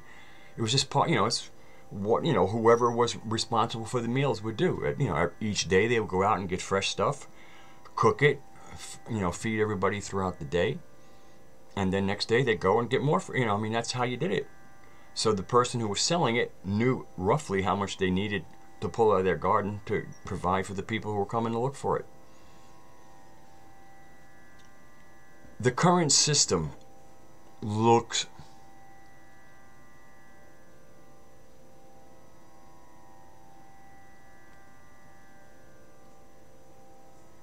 okay.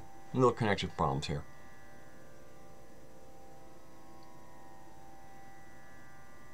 Oh yeah, but you know, the current. I mean, in many ways, it's a modern wonder that we can get food from all over the planet. But think of all the fuel oil that goes into it, and at the end, you know, okay, it's available, but what are we getting?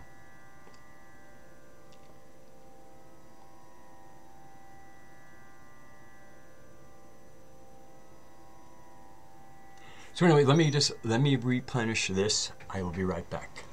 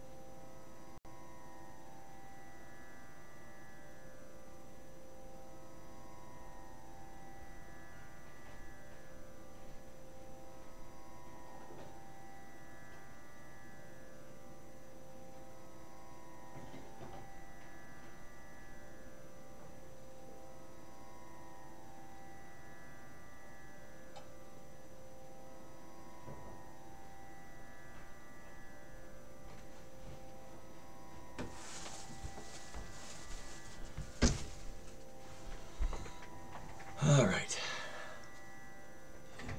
Hey, Rufus Cat. Greetings.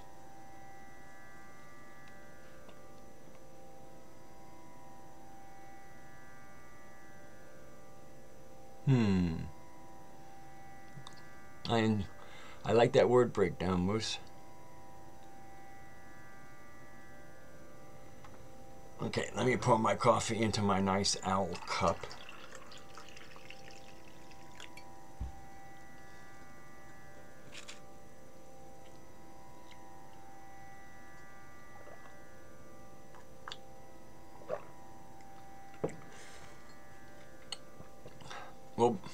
Well, Beebs, you've been pretty great yourself. Or how about marvelous and fun, to use your own words?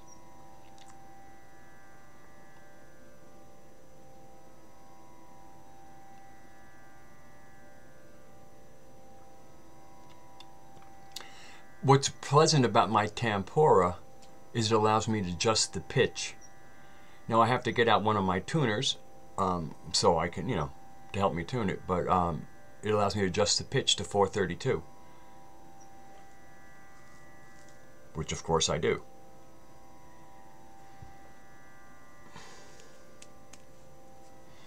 So, ooh, that was kind of cold. I think it's time to switch. Be a little ginger tea. That one actually made me a little, upset my stomach a little bit. There are a few things as good for nausea as ginger. It's one of the reasons I started making it. I don't know what is the change in weather or whether the cheese I'm eating, which I can't find an organic cheese in my supermarket. And I notice whenever I eat something that's not organic, usually my stomach will let me know in the form of nausea.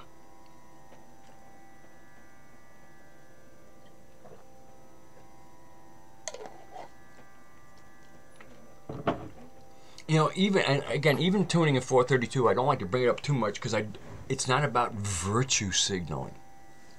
So much of the new age conspiracy thing, there's like, what's the latest greatest thing, adopt it, and then virtue signal that one has adopted it. That is so childish. Yes, peppermint is a close second. Peppermint to me is what I would call, it was part of my aromatherapy first aid kit, along with lavender and tea tree, basil, peppermint, and there was one other. I can't remember at the moment. And because peppermint, basically, the reason I consider a first aid kit, like if you're on a plane and or a car, if you have any kind of travel sickness, put a drop on your finger, put it in your tongue. Wait a minute, mix it with a little saliva and swallow it. It will anesthetize your vagus nerve, and you will not be able to. You might the conditions that created the initial nausea might still be there temporarily. But the other beauty of peppermint oil is the menthol is the fast-acting part. The menthol anesthetizes that nerve data that actually allows you to perceive that you're nauseous. But unlike raw menthol, the whole peppermint oil also has antispasmodic or muscle relaxing qualities. The menthol takes effect quicker, so you get like instant relief. But if it has to do with any kind of like tightness in the stomach, when the menthol wears off, the relaxant effect will have kicked in, and so now it's no longer masking. See, the menthol masks. But if the cause of the upset stomach is just a little bit of like kind of like musculature, whatever going on with the stomach, because the stomach does churn, it has muscles in it. If it has something to do with that, then the peppermint oil antispasmodic part will allow that, because very often nausea has something to do with stomach spasm. So that's the beauty of peppermint oil. But peppermint's a little intense, and you wouldn't want to put too much. To me, that's why it's a first. See, first aid is not something for long-term care. So let's say, like, occasionally I go through, because sometimes I'm eating certain things that will upset my stomach. And of course, I'm going to have to cut them out. I'm not going to continue doing it. So, like, if, you know, if I need to get, like, oh, I don't have any ginger tea made, so then I'll get the peppermint oil, and then I'll, once, you know, then I'll start cutting up the ginger. So the ginger would be like kind of, if you're having a period where maybe you seem to be nauseous almost every day, you'd want to use the ginger tea. If you have a sudden bout of nausea, peppermint oil.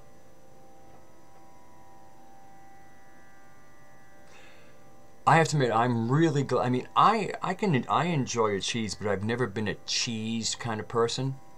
Now, my last wife, unfortunately, was a cheese person. She ended up having to get a stent in her heart because she closed off an artery by about 95%. And unfortunately for her, it is because she has eaten so much cheese. Cheese is not good if for maintaining a low weight. If maintaining a low weight is difficult for one. Matter of fact, I know a lot of people who stopped being a vegetarian because they had that must have protein. I need protein. People treat protein like as if like we're carbohydrates. You know, it's like, oh, I feel energized after protein. There's nothing energizing to protein. Protein is a building block. That's all protein. I mean, your whole body's made of it. You absolutely have to have protein. Everything is made of protein. Absolutely. It's like, basically, it's like bricks. Protein is the building blocks of everything. But there is no energy given by protein. If a protein drink makes one feel energetic, you might. There's two things. One is placebo effect, a very real effect, although it's owing to nothing other than the belief that it will create the effect, and that belief or that expectation creates the effect. Hard 30% in anything. Again, hard 30% in every single drug placebo sugar pill thing. 30% guaranteed improve to get better. So the placebo effect it is a real thing based on that. Of an effect on that what someone thought they were doing or using wasn't there, but it only goes to show how powerful we can be. Placebo is kind of like permission to be divine. And placebo, where was I going? I don't know.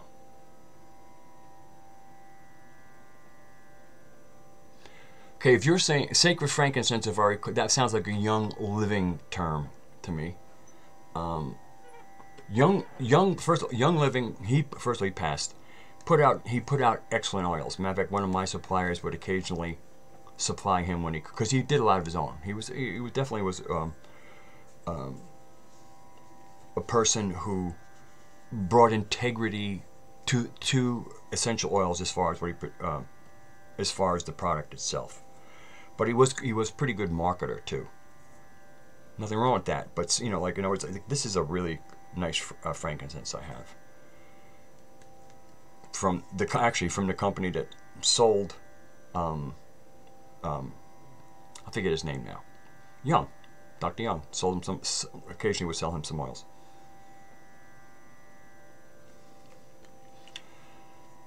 But when I anointed my candle before the show, I used Litsea cubeba. Litsea largely comes from Vietnam. It smells like lemon verbena. But lemon verbena can be a little pricey. Litsea cubeba is like, you know, grows. It's like kind of grows like a weed, and so it's not expensive, and it's got that very fine lemony scent. Lemongrass is a little heavier. Litsea is very, very, very ethereal. Gritman, Gritman. They're out of Texas. Oh, is expanding the process here? Oh, no. You're just using a phrase.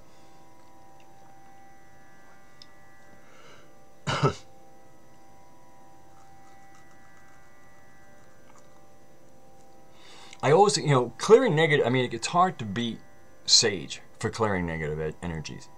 But the whole thing with sage, because it's a Jupiter herb, it cleans differently than the sun herbs. The sun herbs just clean. It's the energy of the sun that cleans. Jupiter herbs clean by taking over, in other words, moving in. Very Jovian of them. You know, like in other words, here comes big bloviating Jupiter. So, you know, it's just like, oh, spirits, you know, I may not have anything against you, but this is, you know, I'm filling up the room now. But the thing is, so then the energies are like, but where are we going to go? So the most important thing when burning sage is that something to the outdoors is open. And usually, I mean, like the other night, I had to burn some sage in my living room from the kerosene heater. And I figured, you know, again, I'm burning. So what I did was, I saged up the room, and they especially like the corners. Right angles are very good for them. I saged all over, and I said, okay, the door will be open in a minute. So, and then I went and I opened the door wide, and I said, now with you, out. I don't know if there were any there, but just in case.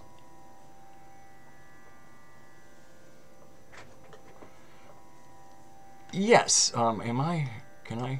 Yes, and I guess I'm speaking to you, Dave. Yes, if I can answer, fire away. Tangerine is so, I love tangerine. I like tangerine a lot better than orange as an essential oil. Thank you, Foxadre. Kamal has been fairly mellow. Well, who knows? Maybe in one way, you know, that kind of scorpionic energy could be a whole lot going on that I'm missing. Sweet enough.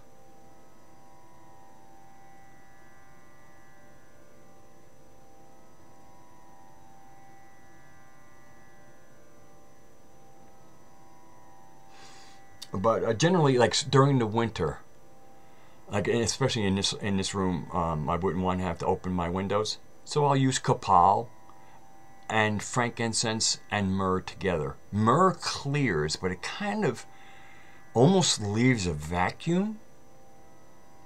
So it's good to burn frankincense and myrrh together, because myrrh really cleans, and then frankincense has like kind of a joy aspect to it also.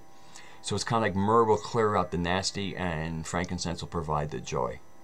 Copal seems to combine them both really well together. So in the winter, when I don't have windows open, and if I feel there's a need, especially, you know, again, if I go through a period where I'm having a little issue, well, the room, it's kind of like, you know, yes, the room will have some energy in it. It's kind of like if I ate something that didn't agree with me and I farted in my room. So, so it's not like, you know, oh, evil entities are coming in. No, I put them there. They came, you know, I thought them there. Okay.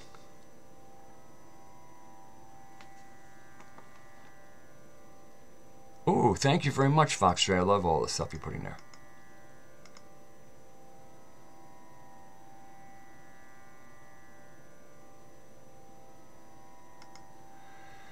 The sigil, I mean, if I would work with the runes, Davey,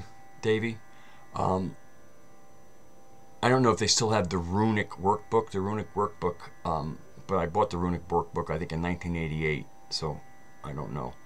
But runes, I find runes an excellent way to build sigils, because I mean, you can use the English the alphabet of the angels to build your sigils. I don't recommend that. The runes are sacred. The English language is not. And I say that with great emphasis. But you know, if you disagree with me, it's fine. I won't argue the point. But the language of the angels is not sacred.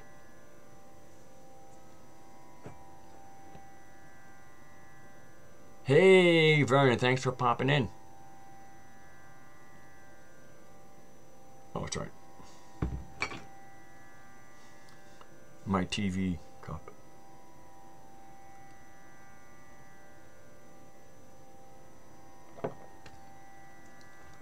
oak is good. What's real? I mean, what would I don't know how many trees are on Mars. I mean, it would be really, you know, totally unnecessary if one wanted to go into kind of like obsessive compulsive runic thing. You know, you would take all of your Jupiter runes and put them on oak, and then you would take your Mars rune and put them on a tree associated with Mars. Cinnamon tree would be associated with Mars. And then your Mercury runes on a Mercury thing. Your moon runes you would put on moonwood, so that would be any of the willows, poplars, and aspens. Anything with a salicylate in it, with, you know, that kind of aspirin-y flavor. Willows are known for it, but so are poplars and aspens, certain of them. They correspond with the moon. So it would be, you know, really interesting if, you know, if the wood that one placed their rune on was actually corresponded to the energy of the rune itself. See, that's one of the, I mean, fortunately the rune book I got was really thorough, where, you know, so there's planetary affiliations with the runes, and that's very, very useful.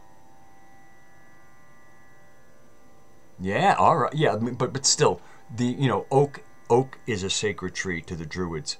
So if I were going to use one wood, it would be oak or maple. Both are Jupiter. Oak and maple are both Jupiter. All right. Good night, Niche. Thanks for coming by.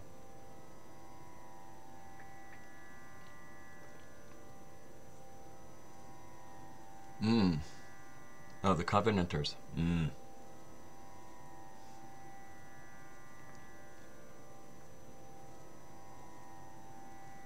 Yeah.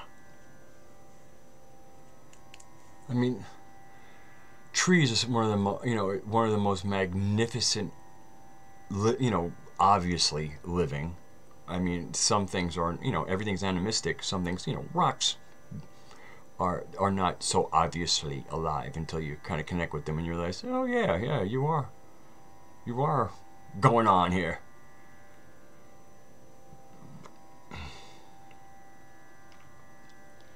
But the other thing that's I'll pull out my book just so you kind of get the layout. Runic proportions.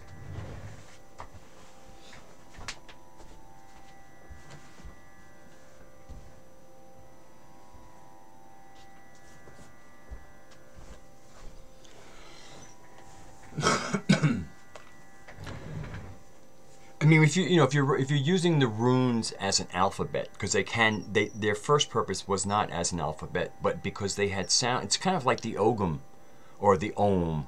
Ogum, I know more people might recognize OGHAM, but it's pronounced ohm. You know me and animism at the moment. Maybe there was just a little difference in the English there. I'll be paying attention. So just like ohm, there's when you call something, like let's say you call something oak, well then the oak, you know, like, oh, well, this letter really means the oak, but we can also use it for the sound of O.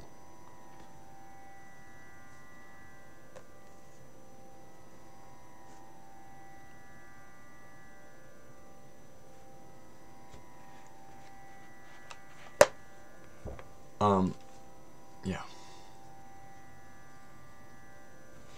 So runic proportions become important, especially when you. I mean, it's not as actually runic proportions are not as crucial even on a rune. But whenever the runes are going to be used, kind of like for active magic, as opposed to divinatory, because divinatory, it's kind of like, you know, they're this, there, and they will stand for what they stand. When you start kind of casting runes, that's when proportions become actually very important. And he even speaks that if one is working magically with runes and the proportions are off, it can create unpleasant effects. I mean, imagine like crystal technology or something like that, where angles have to be exact to get the right thing, and if the angle's wrong, you either get too little or it blows up in your face or something. That's kind of like what runic proportions are about. Anyway, this is the book.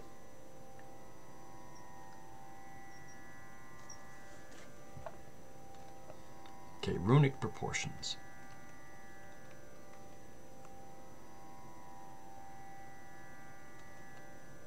I mean, they have gemstones in the runes, and one of the things I'm having fun with right now is kind of discovering the gemstones for the different dakinis.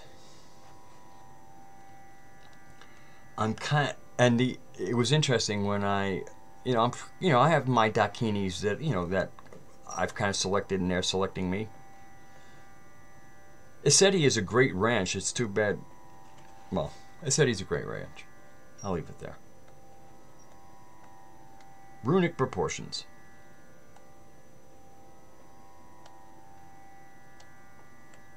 Okay. So what I'm going to show you, I mean, basically the runic proportions are kind of based on a unit of measure. That unit can be whatever it wants to be. But in other words, once you, like, let's say, like you, I don't know, let's say you have a piece that's this big, and so you say, okay, this is the line, this is the amount of space that I have to draw the line in. What you would want to do is find out what that space is, and then divide it in half, and then divide those halves in half, so you end up with 8. Because actually what you're doing is you're building 8 by 3, although they call it 1.5. I mean, it's really interesting that here I'm gonna have to go into my other camera so I can see what I'm showing you, but that's not a problem. Okay, now I can take my glasses off. So here are runic proportions. All right. So what's interesting is basically you can kind of, it looks like when you I'm gonna get this, like here we go. For Gifu, everything's reversed here, so I'm all screwed up. So as you can see, in most cases, it looks like it's done in numbers of 4, okay? And then it looks like this is, like 1 or 2. But what it's hiding, what we don't see is, like, in other words, when you, let's look at the Y rune, ear. If you notice, see that little, it's half of what the other ones are. As a matter of fact, when we look at Jera, the J rune, as you can see, like rather like so like the normal, like all of these up here are all going 4. Okay, so that's 4. But when you see some of these here using the half, that's because they're built. The whole system, the height is really built on 8. So what you're seeing here, that is actually your 1 unit of measurement here. So when you look at when you realize this is the 1 unit, when you look at these, you realize that although they're showing 4, there's 8 of these in them. So that's what I'm trying to say. Once you have your unit of measure, it's just a matter of proportions. That's why it's called runic proportions. So no matter what size you have, that one length is X, and then you have to turn it. And so then again, you take whatever that length is, you cut that in half. You cut those in half, and then you cut those in half, and you end up with 8 equal segments. And those so that way when you draw your runes, you can use the proportions correctly. Okay, so that's what I'm trying to explain here. So like in a case up here, this reverse cameras make me nuts, but this one over here, the Gifu rune. Okay, so you can see that's double. Now now what's hiding is that actually these are 1.5. So ultimately, what you're really seeing, like in other words, in a double runic proportion, what you have is you would have 8 down and 6 across, 6 of these half pieces. Okay, so that's the whole thing by creating your proportions. It doesn't matter what the original size is. You just take it and make it and understand the proportions of the size. And the interesting thing, most of the runes are kind of like these normal runes. So what you're really seeing here, and I'm going to explain what the Fibonacci aspect of this in a moment. So what you're really seeing here, what looks like 4, like 4 by 1, because once we get our runic proportions, you'll find that all these single ones are actually 8 by 3. All right. So what's interesting with the 8 by 3 is when we look into the Fibonacci sequence, you have 1, 1, 2, 3, 5, and 8. So when you're having Fibonacci proportions, you don't have to have them necessarily stacking. But if you're going to have proportions, and basically the runic proportions are Fibonacci proportions. So if you have 8 like as your main thing, so the other proportional things will be any number of the halves and stuff. But Fibonacci wise, 5 units of what the, like in other words, if you have 8 units, whatever that one is, you can build it into 2, into 3, and to 5. So let's say in an average room, if your wall is 8 feet, well then you can that's why doors I think often are 7 feet, because that leaves 1 foot to the ceiling. So you're having a proportion that actually that band there is the 1 in the Fibonacci sequence. I mean, there's all kinds of ways of playing with it, and the beauty is the measurement can be anything. It's just like you start with what it is and then you break it into its proportions. So basically, let's say you had a 6-foot ceiling and you still wanted to do different things in proportions. What you do is you would take 6 feet, break it down into inches of what 8, how many, how many inches, I'm not doing the math in my head right now, but how many inches you add together to get 6 feet, and then break that into 8 parts, and you can create sacred proportioning by knowing the Fibonacci sequence.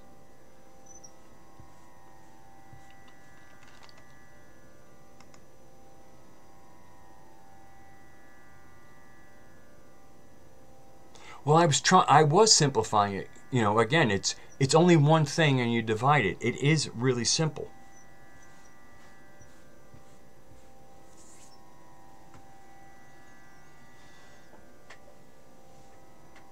And again, it's the whole purpose of the proportions is it's actually what the Chinese call feng shui. And one of the things I was looking at with the original survivor culture, the civilization that I'm saying was only around until very recently, if you notice, when a lot of the corners of their buildings are either rounded or made into another plane, you notice that especially in the street where other people are going to be looking at the building, they eliminate the right angles as much as possible. As far as what in feng shui, a right angle or a corner pointing at us, in most cases they are right angles, is called a poison arrow. There you go.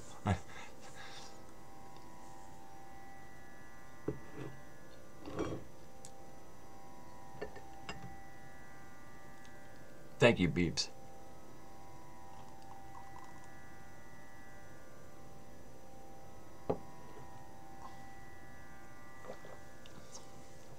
I mean, Kishira, I thought it was simple too, because I mean, one of the rules for me of kind of like planetary tantra rules is complication is archontic. I don't find what I explained I mean, again, it's just it's conceptual. It's just it's a very simple concept. That there's a sequence, a Fibonacci sequence, and then to take any size, and if you're going to be adding other things into that size or with it, and to create some sense of sacred proportioning, it's just a simple, work with, break whatever it is down, so know what your 1 is, so that you can create 1s, 2s, 3s, 5s, and 8s. And your 1 is 1/8 of whatever your biggest height is. Hey, Soul Traveler.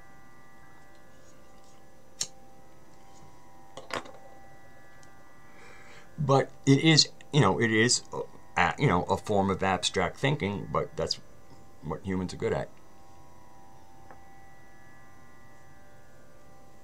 I mean, there are some people, who are incapable of thinking abstractly, but if you show them, which is not abstract, and you do a real-world demonstration of something, they can do it almost immediately. because they need to be shown, because they can't show themselves. They can't create in their own mind the abstract, that picture that we do. That's what abstract thinking is. The abstract is, you know, using our inner world to kind of, you know, do modeling effects.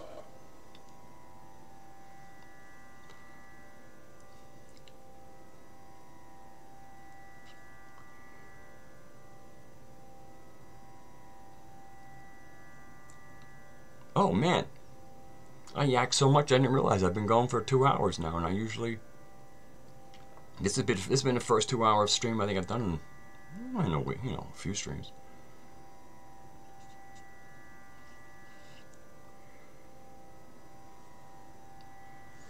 Well, you know what it is? It's kind of me doing the 8 and 3s is in the runic book because he explains that.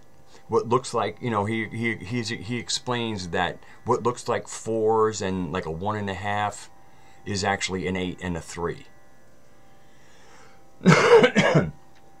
Which is why when they do the double rune wides, they show it split in half, because 8 by 6 is not a runic, so it's actually 8 by 3 added to another 8 by 3 put together.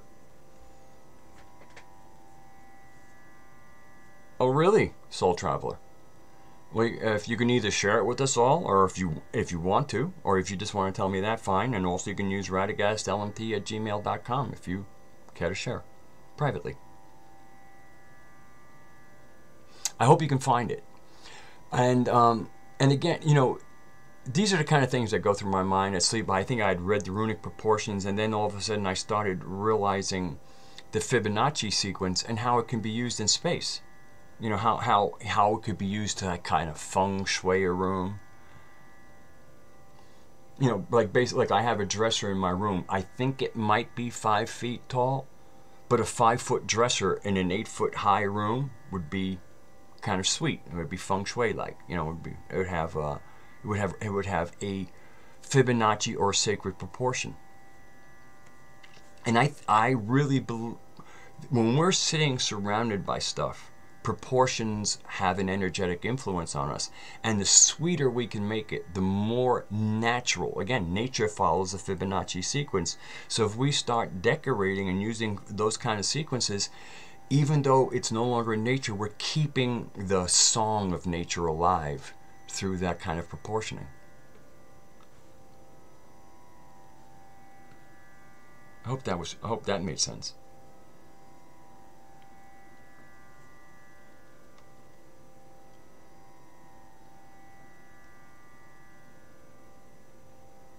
So anyway, I'm probably going to, I think I'm going to bring this to a close. I almost didn't do it tonight.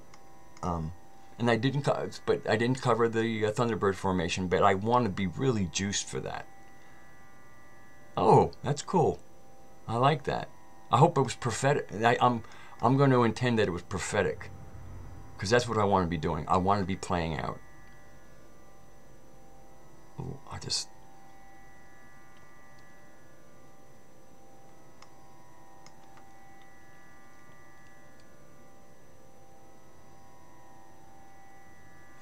okay, so thank you all here in the live chat for just making for a wonderful chat, wonderful enough for people to comment about. And for those of you who will be watching this later, thank you for being a viewer and maybe one of the ones who gives a thumbs up. And warm greetings, and now a warm farewell for now. And you noticed my hair, mostly.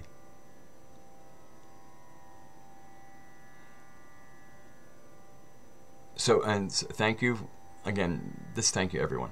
And I'll see you next stream. Obviously, you know, the latest would be next week. But I just, every once in a while, I'm, you know, just feel like jumping in front of the camera. And sometimes I just, you know, it's like, oh, you know, and the music seems to go over well. So I'm kind of, I think that's real fun. I'm enjoying it. And now that I know that it doesn't, that the guitars and the bass don't sound like crap coming through this mic, that delights me. There's not much I can do about my voice other than maybe practice.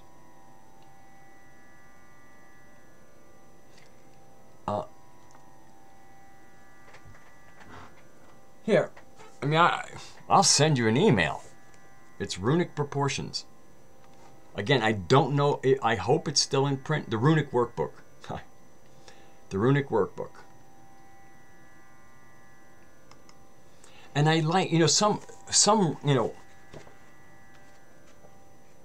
rune masters are just kind of morbid. he's probably one of the least morbid rune masters I've run into.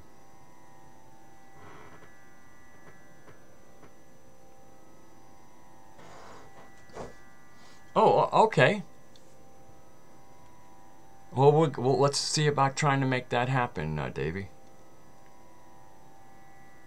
I don't get invited on a whole lot of shows, and that's fine with me, because I think I'm a pleasant enough person. I have things to say, but again, I'm being a Telestai, being a Gnostic. Like sometimes it makes things clumsy on somebody else's stream. But I've done it with CW, and what's great about CW holds his own, and so even when we disagree, we do so kind of, with that. If any passion is really more of an intellectual passion, so things don't get goofy.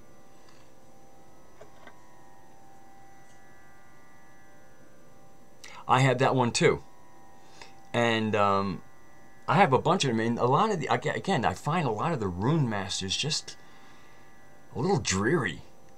I think one of the problems, I love the Norse paganism, but one of the things that they picked up probably from the Persians, the Zoroasters, was that battle at the end of time, and that's such a poison. I mean, again, that usually means that lets you know when you've started contacting the demiurgic energies. And that Ragnarok, which is kind of like, Revelations, pagan style. To me, it's one of the, like the biggest pagan thing, that so much of it is so sweet. And then you have that, that end of days scenario. And as a Gnostic, the end of days scenario is so Yaldabaoth. But I mean, the first place that I see it historically, so that's limited, is with the Zoroastrians, when you have Ahura Mazda chasing Ahriman around in their spaceships or something, just goofy stuff. But there's something about when any belief system has an end of days scenario, like the plan is finished, as if like this is all just a show rather than an experiment. It lends itself to a certain amount of darkness, because there's that dark component at the end of everything, and I don't that creeps into so much of the rune masters' interpretations, where this guy in this book does a pretty good job of not being so dreary.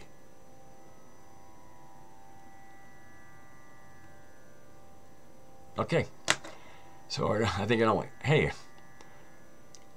I think a lot of us, I'm a little bit like CW here. You start saying goodbye, and then it takes you about 5 or 10 minutes to finish. So this is it. I'm going into here. I got my cursor on the stop streaming button, so I'll say goodnight, because just when I press it, it might actually end it immediately. And so my love to you all. Stay into dreaming. Stay wise.